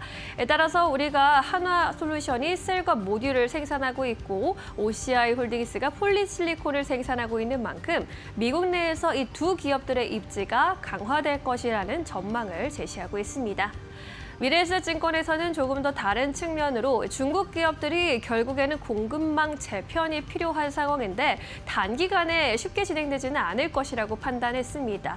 따라서 미국 내 모듈 가격이 상승할 가능성 나날이 높아지고 있다라고 바라보고 있고요. 최대 수혜주로 한화솔루션을 꼽았습니다. 이러한 이유 속에 하반기에는 크게 실적 턴어라운드도 가능할 것이다라는 기대감을 내비치고 있습니다. 이 두 증권사 모두 업종 내 탑픽으로 한화솔루션 바라보고 있는 건데요. 최근에 단기적으로 주가가 좀 오른 측면이 있긴 하지만 긴 시계열로 차트를 들여다보면 전 고점 대비했을 때 아직도 갈 길이 많이 남아있는 상황입니다. 태양광주 드디어 쨍하고 볕든 날이 찾아올 수 있을까요? 섹터 내에서 투자 전략 정비해 보시는 것도 좋겠습니다. 지금까지 마켓무버 함께 하셨습니다. 네, 이어서 오늘 시장에서 핫한 이슈와 종목들 함께 이야기 나눠보도록 하겠습니다. 오늘도 함께 해보도록 할게요. 지시인포의 박근호 이사 모시고 이야기 나눠보도록 하겠습니다. 안녕하십니까? 안녕하십니까? 네, 이사님과 오늘도 시장 이야기 나눠보도록 하겠습니다. 오늘은 그래도 월요일과 화요일 비교하면은 그래도 그나마 좀 신나는 마음으로 시장을 이야기할 수 있지 않을까 하는 생각 듭니다. 오늘 양시장보다 1%대 강세 탄력 가지고 가고 있고 이게 뭐 지속할지는 모르겠습니다만은 그래도 투자 심리가 살아나는 섹터가 더 많다라는 것은 긍정적으로 보여지는데 오늘은 어떠한 이야기 나눠보면 좋을까요? 지금 바로 주제 공개해 보도록 하겠습니다. 네, 수소부터 태양광까지 신재생 에너지 쪽으로 오늘 시장에서 강력한 순환이 나옵니다. 사실 요게 이제 장 초반에는 굉장히 강했는데 지금 보니까는 장 초반 비교해서는 약간 좀 떨어지긴 했습니다. 그런데 태양광은 사실 어제도 강했고 오늘까지 이게 무너지지 않았다라는 게 굉장히 긍정적으로 보여지고요. 어떻게 보세요? 사실 신재생 에너지라는 게 이게 이제 정권에 대한 좀 기대감도 있는 것 같고 네. 지금 정책주로도 좀 뜨는 것 같고 어떻게 보십니까? 일단 그 글로벌적인 상황이 지금 우리나라가 신재생 에너지를 높일 수밖에 없는 상황인데요. 일단 우리나라 이제 이재명 그 후보라고 해야 되죠. 이재명 후보가 2040년까지 이제 석탄 발전을 없애겠다라고 이제 공약이라고 해야 될까요? 우리나라에서 현재 지금 에너지 발전 그 원별 비율을 보면은 석탄 발전이 지금 현재 30%가 약간 넘는 상황이거든요. 원전도 30%가 약간 넘고, 근데 전 세계적으로 신재생 에너지로 비교를 해 보면은 우리나라가 평균에도 한참 못 미치는 상황이거든요. 전 세계 이제 평균, 우리나라를 포함한 전 세계 평균 국가별로 신재생 에너지 비율로 보면은 전체 에너지 생산 대비해서 30%가 훨씬 넘는데 우리나라는 10%가 지금 약간 넘는 상황이죠.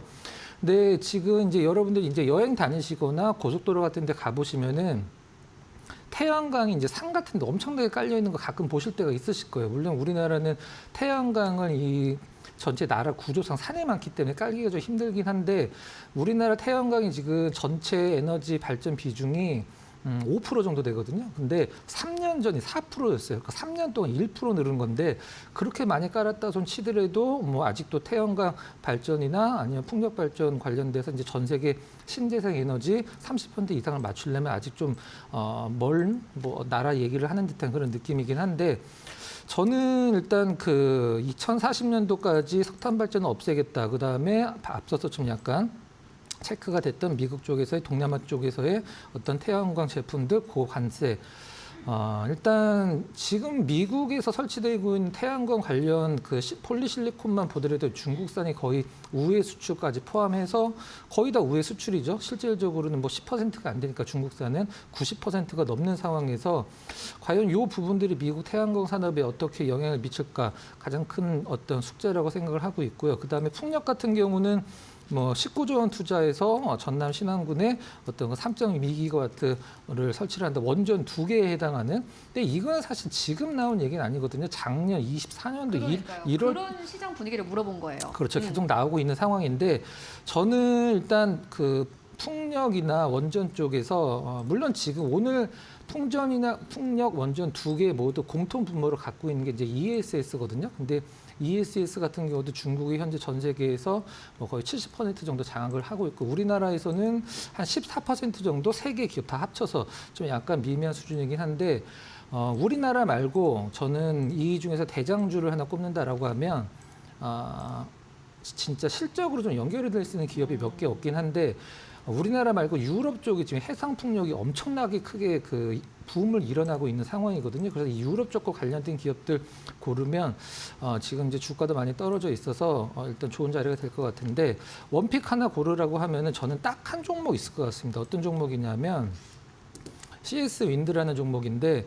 우리나라 해상 타워 뭐 1등 기업이라는 건 누구나 다 아실 만한 부분이긴 한데 왜 이제 이 유럽 쪽과 CS 윈드가 관계가 크냐 하면 지금 유럽에서 해상 풍력 단지를 가장 크게 키우고 있는 나라가 폴란드거든요. 근데 폴란드가 우리나라가 19조 원 투자해서 3.2기가와트 만든다라고 하는데 폴란드는 5.4기가에서 지금 10기가로 늘려놨습니다. 그 해상 풍력 단지 규모를. 근데 그 10기가면 정말 엄청난 거거든요. 근데 CS 윈드가 과거에 인수한 기업 중에 블라트라는 기업이 있어요. 지금은 CS 윈드 오프쇼어로 이름을 바꿨는데 그 기업이 블라트라는 기업이 해상 풍력 하단 구조물 전 세계 1위 기업인데 그 기업이 잠깐 삐끗한 적이 있었는데 그때 CS 윈드가 굉장히 좀 약간 싼 가격에 인수를 했죠. 덴마크에 있는 기업인데 폴란드 위에 발트해가 있고 발트해 바로 위에 덴마크가 있거든요. 위치적으로 제일 가까운 곳에 이제 해상 풍력 단지 공장이 있다고 생각하시면 될 것 같아요. 작년에 좀 약간 그런 부분과 관련돼서 실적에 영향이 있었는데 CS 윈드 그 실적 보시면 작년에 굉장히 크게 성장한 걸 확인을 할 수가 있는데 올해 내년까지 제가 봤을 때는 CS 윈드가 폴란드 해상풍력 단지에 가장 큰 좀 수혜를 입지 않을까. 물론 국내는 단기간은 좀 모멘텀으로 좀 움직일 것 같고 글로벌적으로 봤을 때 CS 윈드가 좀 가장 큰 어떤 실적까지 수혜를 입을 수 있는 대표적인 종목이라고 생각을 좀 하고 있습니다. 알겠습니다. 신재생 에너지 쪽 만나보고 왔습니다. 사실 이게 굉장히 뜬금포처럼 느껴지시는 분들도 많을 것 같습니다. 갑자기 정책이 나왔다고 해서 지금까지 전혀 주목을 받지 못했고 심지어 지난해 미국의 대통령 선거 이전에는 태양광이나 이쪽은 아마 피해주가 될 거다라는 이야기까지 나왔는데 지금 오히려 해외 매출에 대한 기대감 나오고 있습니다. 그 가운데서 박근호 이사님께서는 실적으로 1등의 CS 윈드에 대한 투자 의견 전해주셨는데요. 여러분들 함께 실적 사항까지 체크해 보시면 좋을 것 같습니다. 그렇다면 오늘 시장에서 또 주목할 만한 이슈들 어떤 것들이 있을까요? 이어서 신민영 앵커가 정리해드립니다. 네, 본격적인 어닝 시즌에 막이 오른 가운데 게임 섹터에 대한 실적 전망도 나타나고 있습니다. 이번 1분기 실적 역시 부익부 빈익빈의 모습을 이어갈 것으로 전망이 되고 있는데요. 대표적인 게임사 5곳의 실적을 좀 간단하게 비교해 보겠습니다. 먼저 넥슨 게임즈는 던파가 밀어주고 신작이 당겨줬습니다. 매출의 경우 13%, 영업이익은 22% 전년 동기 대비 증가할 것으로 전망이 되고 있는 상황입니다. 던전 앤 파이터 이 기업의 큰 형님 역할을 하고 있는 독특한 효자 게임인데 중천으로 업그레이드를 하면서 매출의 반등세가 다시금 확인이 됐습니다.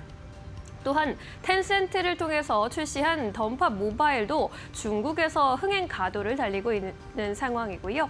신작인 마비노비가 모바일 편이 지난달에 출시된 바 있는데 이 역시 인기를 끌면서 구글 플레이에서 매출 4위를 차지하고 있는 상황입니다. 이렇게 큰형님이 이끌어주고 동생 게임도 뒷받쳐주고 있다 보니 더할 나위 없이 좋은 실적 기록하고 있는 건데요. 크래프톤도 상황이 비슷합니다.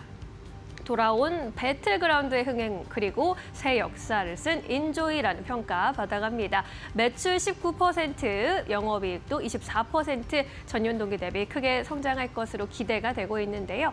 이 기업의 실적에 효자 역할을 하고 있는 배틀그라운드, 지난해 연말에 신규 맵을 출시한 바 있죠. 2019년 이후 최고 동접자 수를 기록하면서 5년 만에 다시 한번 전성기를 맞았다는 평가 가져가고요. 신작 인조의 경우에는 출시 일주일 만에 100만 장을 판매를 또 성공을 하면서 이 배그의 인기를 뛰어넘었다. 그야말로 새 역사를 쓰고 있다라는 긍정적인 평가 받아가고 있습니다. 이어서 넷마블의 실적도 가늠해 볼까요?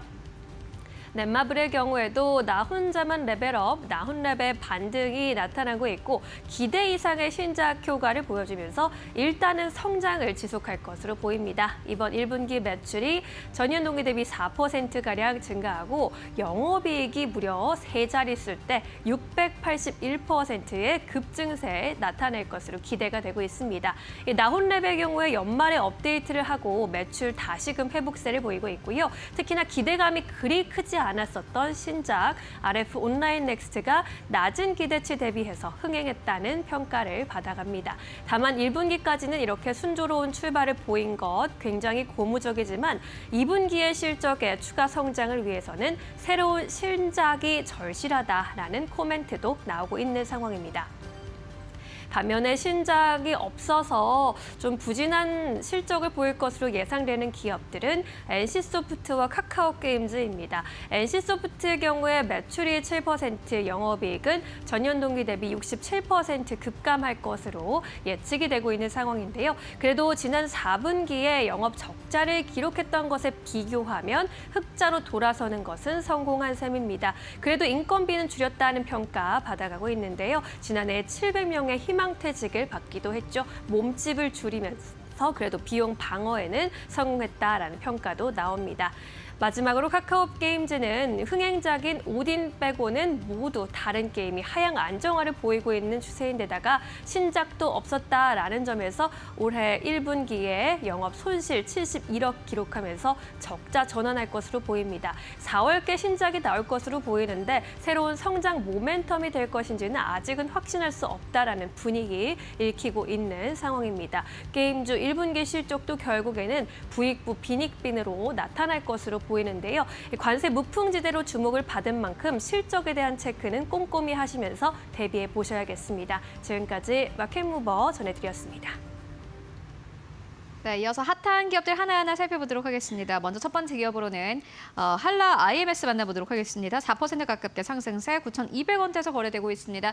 이 기업을 박근호 이사님께서 오늘 첫 번째 기업으로 선정을 해주셨습니다. 이 기업 보시는 이유 있으실까요? 네, 조선 쪽이 굉장히 좀 향이 좀 짙은 기업이고 원래 이제 풍력과도 좀 약간 연관이 있기 때문에 오늘 약간 시세를 좀 탄 것 같은데요. 잠깐 기업 내용 좀 설명을 드려보도록 하겠습니다. 조선과 관련이 있다라고 해서 뭐 배를 만들고 막 그런 기업은 아니고요. 이제 선박에 들어가는 계측기, 그러니까 뭐 계측기라고 하면은 선박의 기체나 액체 같은 게 많이 좀 들어가거든요. 뭐 LNG라든가 연료로 LNG를 쓴다든가 아니면 배 밑에 있는 평형수 중심을 잡아주는 그런 것들의 어떤 그 양을 계측을 하는 계측기를 만드는 기업이고요. 그 다음에 풍력 하부 구조 관련돼서도 이제 모멘텀이 조금씩 생기고 있는 그런 기업이라고 보시면 될 것 같아요. 작년에 우리나라 이제 조선사들이 굉장히 좀 활발한 어떤 매출을 기록을 하면서 실적을 기록을 하면서 한라 IMS도 매출이 이제 1,000억이 처음으로 넘기면서 창사 이래 최대 실적을 기록했다라고 발표가 됐었는데 여기서 좀 약간 아이러니 이제 내용을 알면은 이제 괜찮은데 모르고 보면 아이러니한 부분이 있는데 수출이 1,000억, 매출 1,000억 중에 수출이 728억이거든요. 근데 그렇다라고 하면 우리나라 조선사 말고 해외 조선사들의 모멘텀이 더 중요하다라고 이제 볼 수 있는 부분인데 실질적으로는 중국 쪽의 모멘텀이 상당히 강한 기업이라고 보시면 될 것 같아요. 한라 IMS 같은 경우 작년에 1,000억이 넘는 매출 중에 이제 700억이 수출로 나왔는데 대부분이 이제 중국 쪽에서 잡혔다라고 보시면 될 것 같아요. 2007년도에 중국에 진출을 했는데 그 부분이 지금 이제 성과가 나오고 있다라고 보시면 될 것 같고요. 최근에 이제 그 친환경 선박이라고 보통 얘기를 해서 LNG를 연료로 쓰는 배들이 굉장히 많이 늘어나고 있거든요. 그 LNG를 쓰면은 그걸 계측을 해야 되는데 그 부품을 만드는 기업들이 이제 좀 약간 주목을 받고 있는데 한라 IMS가 이제 중심이라고 보시면 될 것 같아요. 그다음에 모멘텀은 이제 선박 수리와 관련된 이제 모멘텀이 있긴 한데 21년도에 이제 광양에 19만 평 땅을 샀어요. 일단 이 선박 수리와 관련돼서 어떤 부지를 마련을 하려고. 근데 그 중에서 14만 평 포스코에다가 1,200억인가 주고 팔았죠. 그래서 나머지 어떤 부지에서 이제 한라 IMS가 선박 수리와 관련돼서 어떤 사업을 펼치고 있는 상황인데 우리가 보통 자동차 사신 분들 아실 거예요. 그 5년 지나면 2년마다 정기 검사 받아야 되거든요. 5년 지났을 때 처음 받고 이제 배도 5년마다 한 번씩 정기 검사를 받아야 되기 때문에 그걸 통과를 하려면 수리도 해야 되고 고장난 부분 고쳐야 되는데 그 부분과 관련돼서 한라 IMS가 좀 꾸준히 모멘텀이 생길 것이다 이렇게 보시면 될 것 같습니다. 이게 모멘텀이 이제 그렇다면 시장에서 금방 좀 반응을 할까요? 사실 뭐 풍력도 얘기해 주셨고 네. 조선도 얘기해 주셨는데 이게 금방금방 반응이 오는 기업입니까? 금방 이제 조선주 좋았을 때 아까도 말씀드렸으면 국내 조선주 말고 이제 조선 쪽 조선의 어떤 그 향을 타는 기업이기 때문에 조선주 오를 때 같이 오르는 느낌이 있긴 했었습니다만 그만큼 오르지는 못했어요. 근데 제가 봤을 때는 중국 쪽 모멘텀이 워낙 크기 때문에 국내 조선이 약간 좀 꺾인다고 하더라도 실적 증가는 계속 될 것이라고 생각을 하고 있고 그다음에 방금 말씀드린 이제 그 수리와 관련된 부분은 일단 뭐 계속적인 모멘텀이 생기기 때문에 실적은 이제 증권사에서 일단 증권가에서 최근에 평가를 하기에는 작년보다 올해가 더 좋을 수도 있다 이런 식으로 평가를 하고 있기 때문에 나름대로 좀 지켜볼 필요성이 있다 이렇게 보고요. 차트 한번 잠깐 보면서 말씀을 드려보면 수급적으로는 좀 약간 재밌는 수급이 있는데 기관이 물론 뭐 2천억이 안 되는 개별주긴 합니다만은 기관들이 거의 참여를 안 하는 기업이고요. 외국인들은 작년 말서부터 빨간색 선 조금씩 모아나가는 느낌이 있긴 합니다만은 뭐 기관이나 외국인 수급으로 어떤 좀 주가의 방향성을 좀 논하기에는 수급이 그렇게 딱히 어떤 주체가 없는 부분입니다. 기술적 분석으로는 이제 해마다 좀 약간 주가 레벨업이 되는 듯한 느낌인데요. 2002년도에 일단 박스권, 그다음에 2023년도에 박스권, 그다음에 2024년도까지 박스권 연결됐고 2025년도 들어서 일단 박스권에 한 단계 좀 약간 레벨업 되는 듯한 느낌인데 아까 처음에 말씀드렸듯이 오늘 약간 해상풍력 관련돼서도 연관이 있는 기업이기 때문에 약간 그 테마성도 타긴 했습니다만은 뭐 조선 그다음에 어떤 우리나라 조선보다도 중국 쪽 조선이 향이 짙은 기업이라 저는 나름대로 뭐 모멘텀은 좀 충분하다 이렇게 말씀드리도록 하겠습니다. 알겠습니다. 한라 IMS 만나보고 왔고요. 이어서 다음 기업 바로 만나보도록 하겠습니다. 다음 기업은 화승인더인데 1% 가깝게 상승세 4,700원대에서 이 기업은 거래가 되고 있습니다. 최근에 이제 3월 달부터 4월 달까지 이 기업의 주가가 약간의 조정이 있었어요. 어떻게 보십니까? 네. 지금 그 나이키 이제 운동화를 만드는 기업이에요. 이제 아디다스가 주 매출처럼 보시면 될 것 같은데 미국 쪽에서 작년 하반기 때서부터 아디다스의 성장세가 굉장히 두드러지면서 실적이 굉장히 잘 나왔죠. 그래서 화승인더도 같이 좀 올랐는데 운동화를 실질적으로 만드는 건 화승엔터고 화승인더는 화승엔터에 원재료를 갖다 주고 그다음에 운동화를 만들면 화승인더가 갖고 와서 나이키에다 납품을 하는 구조로 보시면 될 것 같아요. 이제 화승인더와 화승엔터의 매출이 겹친다라고 보시면 될 것 같고 로열티를 화승인더가 화승엔터로부터 몇백을 받기 때문에 원래는 화승인더가 더 그 주가 시가총액이 높은 게 맞은데 화승엔터보다 지금 시가총액이 한 절반밖에 안 되기 때문에 굉장히 할인 구간이라고 이제 보시면 될 것 같아요. 아디다스 관련주들을 왜 봐야 되냐면 지금 물론 아디다스도 지금 상장 주가를 보면 이 관세 전쟁으로 인해서 이제 베트남 쪽에서 주로 생산을 하기 때문에 어떤 가격적인 상승 때문에 판매량이 둔화될 것이다라는 어떤 염려로 주가가 떨어지긴 했습니다만은 지금 유럽 쪽에서 나이키 말고 아디다스를 신는 것을 인증샷을 찍는 게 굉장히 좀 유행이거든요. 물론 이게 뭐 당장의 어떤 큰 뭐 실적 모멘텀으로 작용하기 힘들긴 합니다만은 아디다스의 작년 실적을 보시면 정말 퀀텀 점프라고 할 정도로 굉장히 크게 성장을 했죠. 우리나라에서도 지금 현재 아디다스 운동화가 작년에도 굉장히 유행을 했었고, 아디다스 실적이 성장을 하면 화승인더, 화승엔터의 실적은 그냥 가만히 있어도 성장이 되는데, 가장 중요한 부분은 이제 베트남이죠. 일단 화승엔터, 화승인더의 공장이 베트남에 주로 자리를 차지하고 있기 때문에 미국이 이제 고관세로 어떤 베트남 쪽에서의 어떤 그 생산을 하고 있는 운동화의 가격이 상승을 한다라고 하면 일단은 문제가 안 될 수는 없긴 합니다만 화승인더는 이제 이런 식으로 좀 전략을 짜고 있는 것 같아요. 베트남에서 생산을 하는 것은 일단은 유럽 쪽으로, 그다음에 인도네시아에도 공장이 있거든요. 인도네시아에서 만드는 거는 미국 쪽으로 이렇게 좀 약간 바꿔서 어떤 진행을 하겠다, 이런 식으로 이제 관세 전쟁을 피해 나가겠다라고 이제 밝히도 했는데 조금 더 지켜봐야 될 것 같아요. 근데 중요한 거는 이제 아디다스의 실적이 화승인더 실적에 바로 직 다이렉트로 연결된다라는 점을 봤을 때 지금도 실적 괜찮거든요. 그래서 지난해 4분기 실적이 좋았던 거는 네. 이제 이게 사실 미국에서나 유럽에서나 아디다스랑 나이키 주가가 안 좋은 게 네. 최근에 미국이나 유럽에서는 유행하는 브랜드가 따로 있지 않습니까? 호카, 그렇죠. 온러닝 이런 거 진짜 다 신고 다니더라고요. 네. 근데 보니까는 나이키랑 이제 아디다스는 이게 아디다스가 카니 웨스트랑 만들었던 요 운동화가 재고가 다 팔렸대요. 그래서 네. 지난해 4분기 실적이 좋았던 거라고 약간의 좀 어떻게 보면 착시효과 아닌가라는 생각도 드는데. 그럴 수도 있고요. 일단 저는 이게 나은 것 같아요. 약간 나이키랑 아디다스는 시소처럼 움직이거든요. 맞아요. 근데 나이키는 지금 주가 보시면 아시겠지만 좀 약간 표현이 그렇습니다만 좀 나락이가 있는 상황이고 너무 많이 진짜로, 떨어졌죠. 네. 예, 그래서 실적이 안 좋아지기 때문에 그런 건데 반대로 반사수혜를 지금 아디다스가 받고 있어서 아디다스 실적은 시장에서 이제 긍정적으로 보고 있는 상황이거든요. 그래서 정리를 하면 베트남에서 미국 쪽으로의 관세만 어느 정도 좀 약간 잘 어떤 회피를 한다라고 하면 실질적인 측면은 걱정할 필요가 없을 것 같고 화승인더는 지금 화승엔터 대비해서 너무나 저평가 구간이기 때문에 일단 뭐 시장에서 나름대로 어떤 가격적인 메리트는 있다. 그리고 수급적으로는 기관이 특별히 시세에 미칠 정도로 사고 있지는 않습니다만 정말 계속적으로 모아간다는 느낌 들 정도로 한 1년 정도 계속 사고 있는 기업이라는 점 이제 뭐 참고를 하면서 보시면 될 것 같습니다. 네, 알겠습니다. 화승인더까지 만나보고 왔습니다. 지금까지 박근호 이사와 함께 이야기 나눠봤습니다. 말씀 고맙습니다.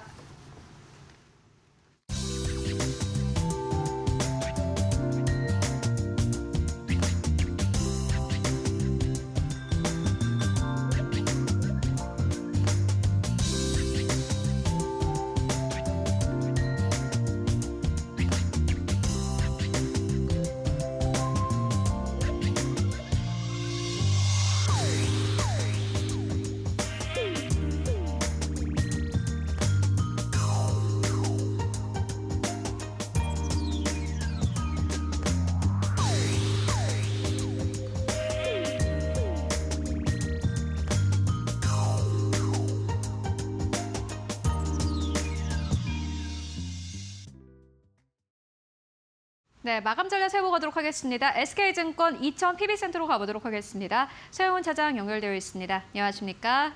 네, 안녕하세요. 네, 차장님 오늘 시장 마감 상황은 어떻게 보고 계십니까? 네, 오늘 우리나라 시장은 일단 뭐 트럼프의 뭐 중국과의 협상 가능성 발언이 나오면서 뭐 상승세가 좀 강하게 이어지는 모습이었습니다. 최근 우리나라 시장의 흐름들을 보면은 이제 트럼프 관세 관련해서의 발언에 대해서는 조금 면역이 생겨가면서 오늘 2,500선을 좀 회복한 모습들이 나타나줬다라는 점에서는 좀 리스크가 좀 해소되는 모습들이지 않을까라고 좀 기대를 해보고 있고요. 시총 상위 종목들 상승세와 더불어서 최근 이제 우리나라는 대선을 앞두고 있기 때문에 대선 후보들 간에 내놓는 정책들이 주도주를 이끌면서 시장의 상승세가 좀 이어지는 모습이다라고 좀 볼 수 있겠습니다. 뭐 그로 인해서 지금 뭐 수소라든가 태양광, 2차 전지 섹터들이 오랜만에 좀 강세를 좀 보여주는 모습이라고 좀 볼 수 있겠고요. 특히나 여기에 더불어서 뭐 바이오주들이 코스닥의 대표성을 좀 띄면서 상승을 해주고 있다는 점을 감안해 본다라면 시장이 뭐 강한 상승을 당장 기대하기는 어렵다 하더라도 시장이 갈수록 좀 안정을 좀 찾아가고 있다는 점에서는 좀 긍정적으로 생각해 볼 수 있지 않을까라고 보고 있습니다. 네, 그래도 시장이 순항 중인 것 같습니다. 그렇다면 오늘 시장에서 보시는 기업 있으실까요? 네, 제가 오늘 좀 관심 있게 보고 있는 종목은 하나솔루션 좀 보고 있고요.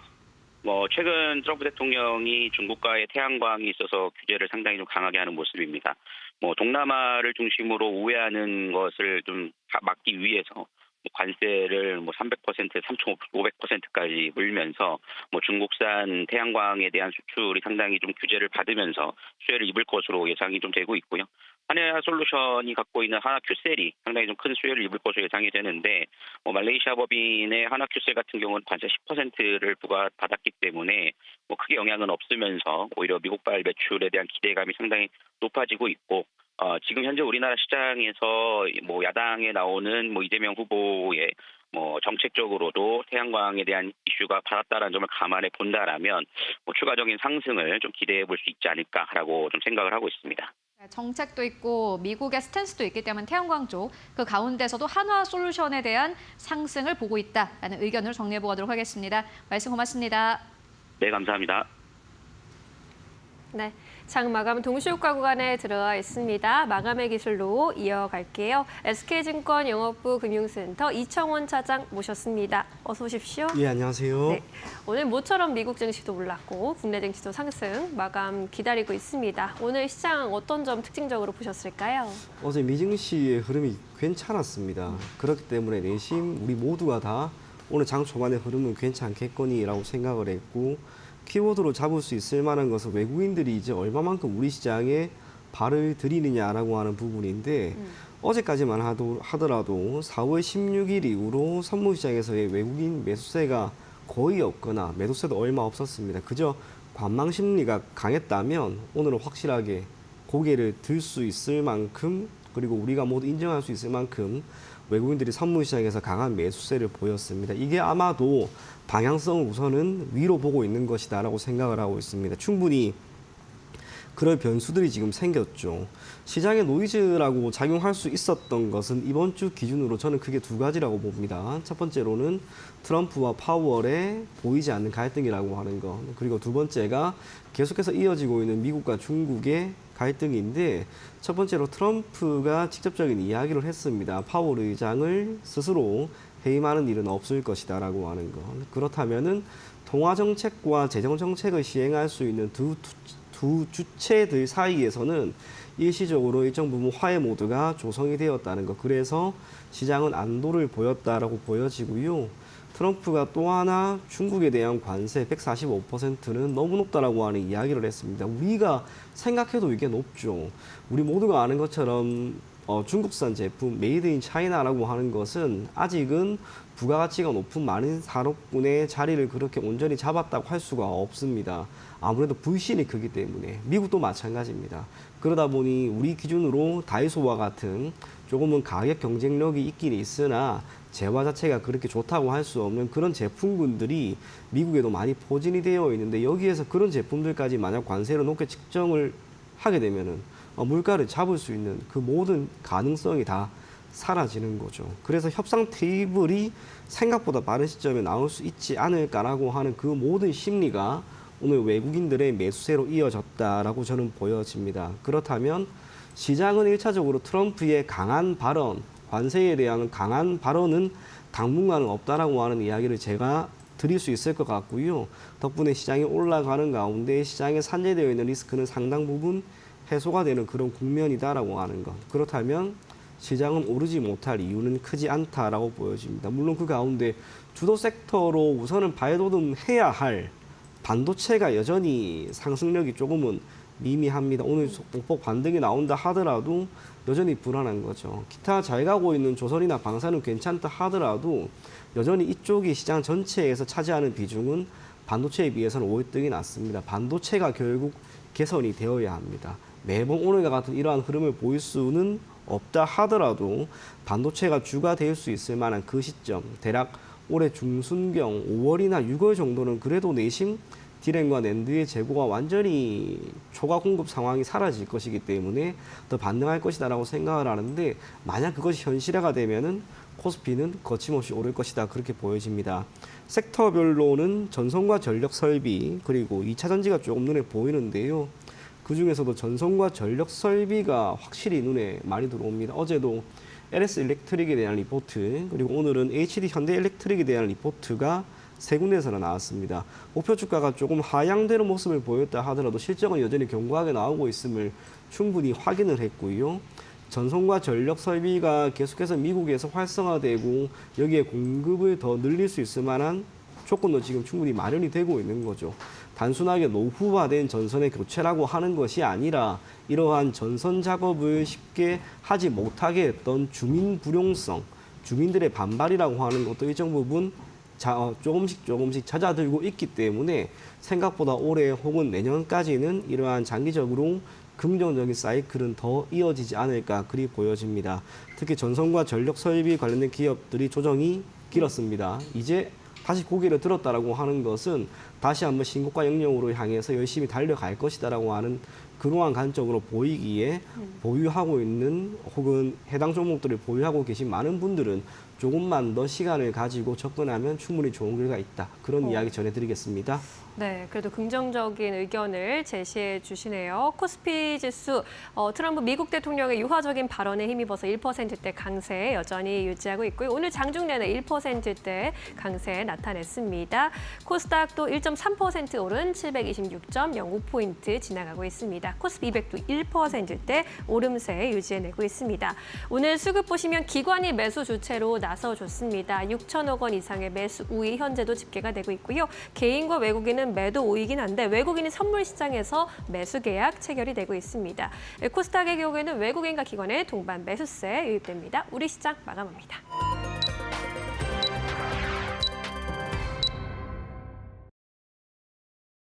네, 4월 23일 수요일장 모두 다 마무리가 됐습니다. 여러분들 오늘도 고생 많으셨습니다. 그래도 수요일장은 월요일과 화요일 시장 생각해 본다면은 참 적극적이고 활발한 시장이었다라고 평가해 볼 수 있을 것 같은데요. 일단 간밤의 증시 상황부터 굉장히 좋았습니다. 간밤에 뉴욕 증시 3대 지수가 일제히 상승하면서 거래를 마감을 했습니다. 이게 사실 데드캣 바운스다, 약세장 안에서 약간의 반등이다라는 이야기 나오고 있습니다만은 그 이후에 실적을 발표한 테슬라에 힘입어서 특히나 오늘 우리 시장에서 코스닥 내에 대거 포진하고 있는 전기차 밸류체인단이 크게 상승한 것이 결국에 시장에 탄력을 주기도 했습니다. 오늘 마감 상황 바로 만나보시죠. 네, 오늘 코스피 코스닥 보시다시피 코스피는 2,520선에서 거래 마감했습니다. 1.5%의 상승세. 코스닥도 역시나 마찬가지로 오늘 시작하자마자 꾸준히 올라오면서 1.3%의 상승세 726선에서 거래를 마감을 했습니다.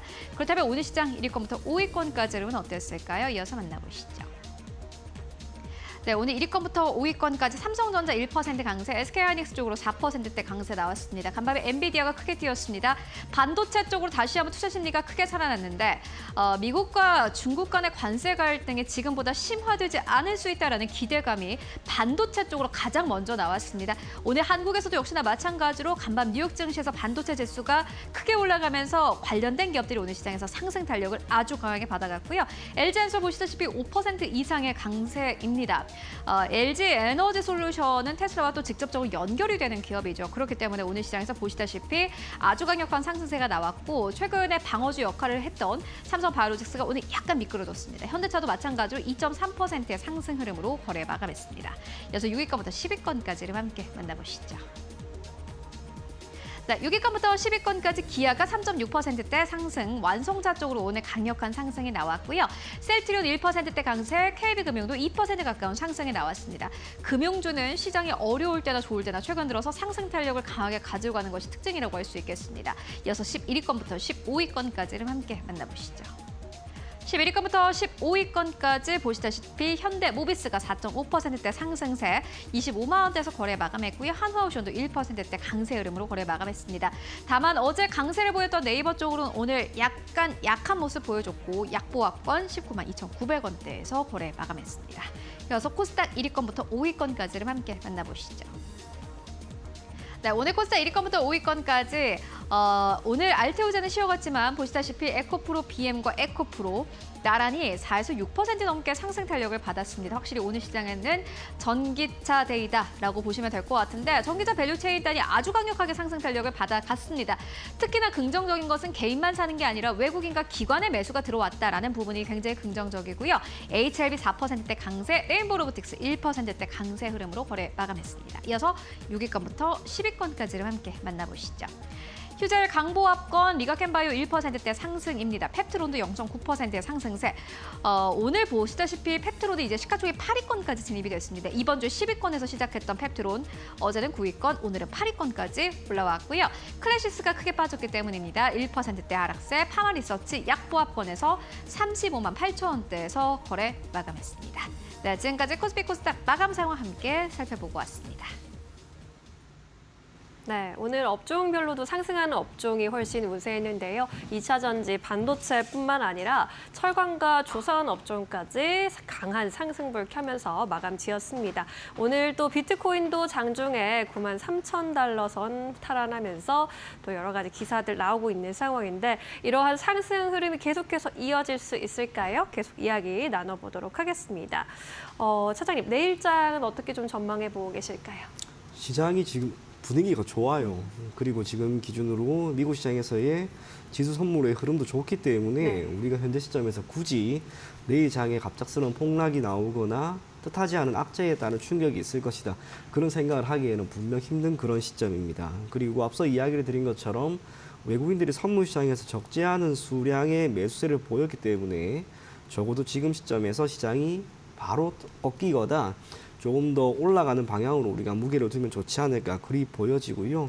앞서 이야기를 조금 더 하고 싶었는데 2차 전지 쪽입니다. 이제 오늘 2차 전지 관련된 기업들이 역시나 올라갑니다. 그러다 보니까 여러 군데에서 또 이야기가 나오는 거죠. 이제 완전히 저점이다. 그리고 앞으로 더 갈 것이다 라고 하는 이야기가 나옵니다만 제가 지금 자리에 앉아서 문득 든 생각이 뭐냐면 오늘 2차 전지 관련된 기업들이 이렇게 올라가는 그 배경이 시장이 좋아서 이렇게 올라가는 것인지 아니면 산업이 좋아서 이렇게 가는 것인지를 냉정하게 한번 들여다보셨으면 좋겠습니다. 적어도 제 기준으로 최근에도 그랬지만 2차 전지 관련된 기업들에 대해 좋은 이야기가 그리 많이 나온 리포트는 딱히 보지를 못했습니다. 실적에 대한 전망이 여전히 불안한 거죠. 특히 전기차 시장의 우리나라 기준으로 완성차라고 할 수 있는 현대차, 기아차 같은 경우는 역시나 적지 않은 어려움이 있을 것이고요. 미국 내에서 만들어 두었던 LG엔솔 같은 경우에 큰 폭의 캐파 이것을 다 소화해낼 수 있을지도 모릅니다. 또 트럼프는 여전히 보조금에 대해서는 부정적입니다. 그 모든 것들이 반영이 되어 있는 현재 시점에서 오늘 2차 전지 관련된 기업들, 특히 테슬라의 실적이 조금 아쉬웠음에도 불구하고 추후 전망에 대해서 긍정적인 것으로 인해서 올라가는 이 많은 부분들을 단순하게 저점이다라고 생각을 하기에는 역시나 어렵다는 것. 그래서 현재 시점에서 2차 전지 쪽은 여전히 포트폴리오에서 우리가 조금은 배제하는 게 좋지 않을까 그런 생각이 들고요. 네. IMF에서 경제 성장률을 하향 추정했습니다. 이것 또한 관세에 따른 영향력이긴 하지만 한편으로 관세 정책이라고 하는 것은 언제든지 또 바뀔 수 있기 때문에 여러분들의 IMF 전망은 크게 개의치 않으셔도 괜찮을 것 같습니다. 그런 면에서 우리 증시가 오늘 올랐습니다. 적지 않게 올랐고 전반적으로 좋습니다만 이 흐름이 계속해서 이어지는 가운데 특정 산업군들이 좋아서 올라가는 게 아니라 시장이 지금 좋기 때문에 우선은 올라가는 것이다라고 하는 것을 꼭 명심하시고요. 네. 그 가운데 실적이 계속해서 나아지고 있는 뚜렷한 섹터를 1차적으로 우선순위로 둬야 합니다. 선택지로는 몇 가지가 있죠. 대표적인 게 조선이고 또 하나가 방산, 기타 완성차를 시장에 공급하고 있는 현대차나 기아는 역시나 어려울 것 같고 삼성전자나 SK하이닉스, 반도체는 아직까지는 조금 더 봐야 합니다. 그래서 몇 안 되는 선택지 중에 실적이 잘 나오는 기업을 여러분들의 포트폴리오에 편입을 하는 것은 당연히 좋은 투자안이 될 것이다. 그런 이야기 전해드리겠고요. 시장은 대선 정책으로부터 자유롭지 못할 겁니다. 우리나라는 지금은 조금 특수한 상황이기 때문에 정책 이슈에 따라서 지금은 매우 민감하게 주가가 크게 움직입니다. 어제도 그랬고 그제도 그랬고 오늘도 마찬가지입니다. 그래서 정책 관련된 기업, 특히나 야당이 되든 여당이 되든 너나 할 것 없이 정책과 관련한 이야기를 할 수 있는 그런 쪽은 1차적으로 역시나 또 눈여겨보자. 그런 이야기 전해드리도록 하겠습니다. 네. 지금 시장이 좋아서 올라가고 있는 섹터들이 실적이 불안하다면 이 시점에서 굳이 살펴볼 필요는 없겠다라는 이야기를 해주셨고 결국에는 실적이 좀 탄탄하거나 현재 시장에서 많이 언급이 될 수밖에 없는 정책 관련주 보자라고 압축을 해주셨습니다. 그럼 종목으로 여쭤보도록 할게요. 시초가 공략주로는 어떤 종목을 좀 보고 계실까요? 이것도 사실상 정책주입니다. 이제는 웹툰 관련된 미스터 블루라고 하는 기업인데요. 네. 최근에 동사가 지난 4월 9일 845원 저점을 찍은 이후로 거의 한 달도 안 됐습니다. 2배 정도 올랐습니다. 그럼 이렇게까지 올라갈 수 있었던 이유가 무엇인가? 1차적으로 실적이 좋아졌는가? 그것도 아닙니다. 오로지 딱 하나 정책입니다. 정부 차원에서의 정책 효과가 지금 발휘가 되는 거죠. 지금 미스터 블루가 최근에 급격하게 올라간 것은 우리 모두가 아는 것처럼 이재명 예비 후보가 얼마 전에 대구에 있는 웹툰 도서관을 방문을 했습니다. 그리고 그 당시에 기자들과 웹툰 작가들과 간담회를 가졌고 추후에 우리나라가 조금 더 나은 경영 환경 혹은 웹툰을 만들어낼 수 있는 환경을 조성할 것이다라고 하는 이야기를 했기 때문에 주가가 이렇게 올라갔습니다. 충분히 그럴 만하죠. 지금 웹툰 시장의 연평균 성장률은 전 세계적으로 24.3% 정도가 나옵니다. 이게 2029년까지는 유효하다라고 하는 전망이 나오고 그 중심에 있는 국가가 어디인가? 대한민국입니다. 애니메이션, 웹툰 전 세계적으로 참 잘 만드는 나라가 하나가 있습니다. 일본인데 그런 일본에서조차 우리나라에서 진출한 웹툰 플랫폼이 현재 1위, 2위를 차지하고 있습니다. 밸류체인이라기보다는 이 웹툰 산업을 구성하고 있는 몇몇 주체들의 흐름도 조금 더 고착화되고 있는 그런 상황입니다. 기본적으로 작가들, 그리고 스튜디오, 에이전시, 플랫폼, 거기에 소비자까지 충분히 지금 밸류체인을 형성할 수 있을 만큼 자리를 잡았고요. 이러한 상황에서 기본적인 국민의힘 쪽, 그러니까 지금은 우선은 여당이 되겠죠. 여당 쪽은 지난해에도 해당 산업을 수출 전략 산업으로 선정을 해서 정부 차원에서의 지원을 계속해서 해 나갔습니다. 그리고 야당 같은 경우에는 이제 앞으로 어떻게 될지는 모르겠습니다만 굳이 이 산업을 죽이려고 할 필요는 없다는 거죠.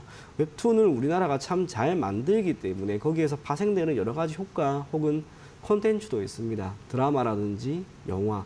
그것들이 이 K라고 하는 앞에 단어가 붙음으로 인해서 전 세계적으로 뻗어나가는 가운데 환경은 더 좋아질 것이다. 그렇게 생각을 하시면 좋을 것 같고요. 딱 하나 좋지 않았던 게 이 작가들의 경영 환경입니다. 우리가 알고 있는 많은 이 웹툰 작가들은 마감을 앞두고 코피 쏟으면서 그렇게 일을 하는데요. 이재명 당 예비 후보가 이 웹툰 도서관을 일정상으로 두 번째로 방문했습니다. 첫 번째로 방문했던 게 퓨리오사 AI죠. 퓨리오사 AI를 맨 처음 방문했다라고 하는 것은 AI라고 하는 것에 그만큼 관심이 크다는 것이고 여기 이를 키우겠다는 겁니다. 그런데 이 산업이 육성이 되거나 혹은 시너지 효과를 크게 볼 수 있는 게 바로 이 웹툰입니다. 웹툰에 만약에 AI 시스템이 조금 더 상용화된다면 작가들이 할 수 있는 피로도가 급격하게 줄어들고 창작물이 보일 수 있는 결과물 또한 더 효과가 클 것이다. 그런 이야기를 충분히 해낼 수 있지 않을까 그리 보여집니다. 작가들의 상황은 많이 좋지 않습니다만 그래도 개선이 될 수 있다면 그 가운데 네이버, 카카오 정도는 아니지만 플랫폼 기업으로서도 역할을 하고 있는 미스터 블루는 또 한 번 주가 상승을 기대할 수 있는 그런 여건에 놓였다. 그런 이야기 전해드리고 싶고요. 미스터 블루 같은 경우 주가 흐름을 한번 보게 되면 앞서 이야기 드린 것처럼 4월 9일에 저점을 찍었습니다. 그리고 매우 가파르게 지금 올라갑니다. 4월 18일에는 대략 1,750원 정도까지 주가가 올라갔다가 약간의 조정이 나오고 있습니다만 우리나라 기준으로 대선은 아직도 남아 있습니다. 언제 어떻게 좋은 이야기들이 또 한번 팡 하고 나올지 모르고 그 한 번의 이야기로 지금 웹툰에서는 대장주 성격을 가지고 있는 미스터 블루는 주가는 역시 한 번 더 크게 급등을 할 수 있다는 것. 그 점을 인지를 하시면서 여러분들이 한번 해당 종목 눈여겨보실 것을 권해드리겠고요. 목표 가격은 제가 1,500원 정도를 1차적으로 제시를 해드리겠습니다. 현재 주가 기준으로 13% 혹은 14% 정도 오르면 되는 수준인데 한 번 정도만 잘 올라가면 됩니다. 반면 손절가 같은 경우에는 조금 짧게 1,250원에 제시해 드리겠습니다. 그래서 미스트 블루 보유하고 계신 분들은 조금 더 보유해 나가면서 해당 종목 눈여겨볼 것을 권해드리겠습니다. 네. 지금 조기 대선을 앞두고 있는 시장 속에서 시장이 정책에 민감하게 반응할 수밖에 없는데 웹툰도 그 한 축을 차지하고 있죠. K 콘텐츠 산업에 대해서 세제 지원 방안을 논의할 것이다라는 이야기가 나온 바 있고 이러한 이야기가 앞으로 계속 될 때마다 이 종목은 또 탄력을 받아갈 것 같습니다. 미스터 블루에 대한 의견 자세하게 제시해 주셨고요. 목표가 1,500원, 손절가 1,250원으로 함께 살펴봤습니다. 네, 오늘은 여기까지 이야기 듣도록 할까요? 자세한 설명 고맙습니다. 감사합니다.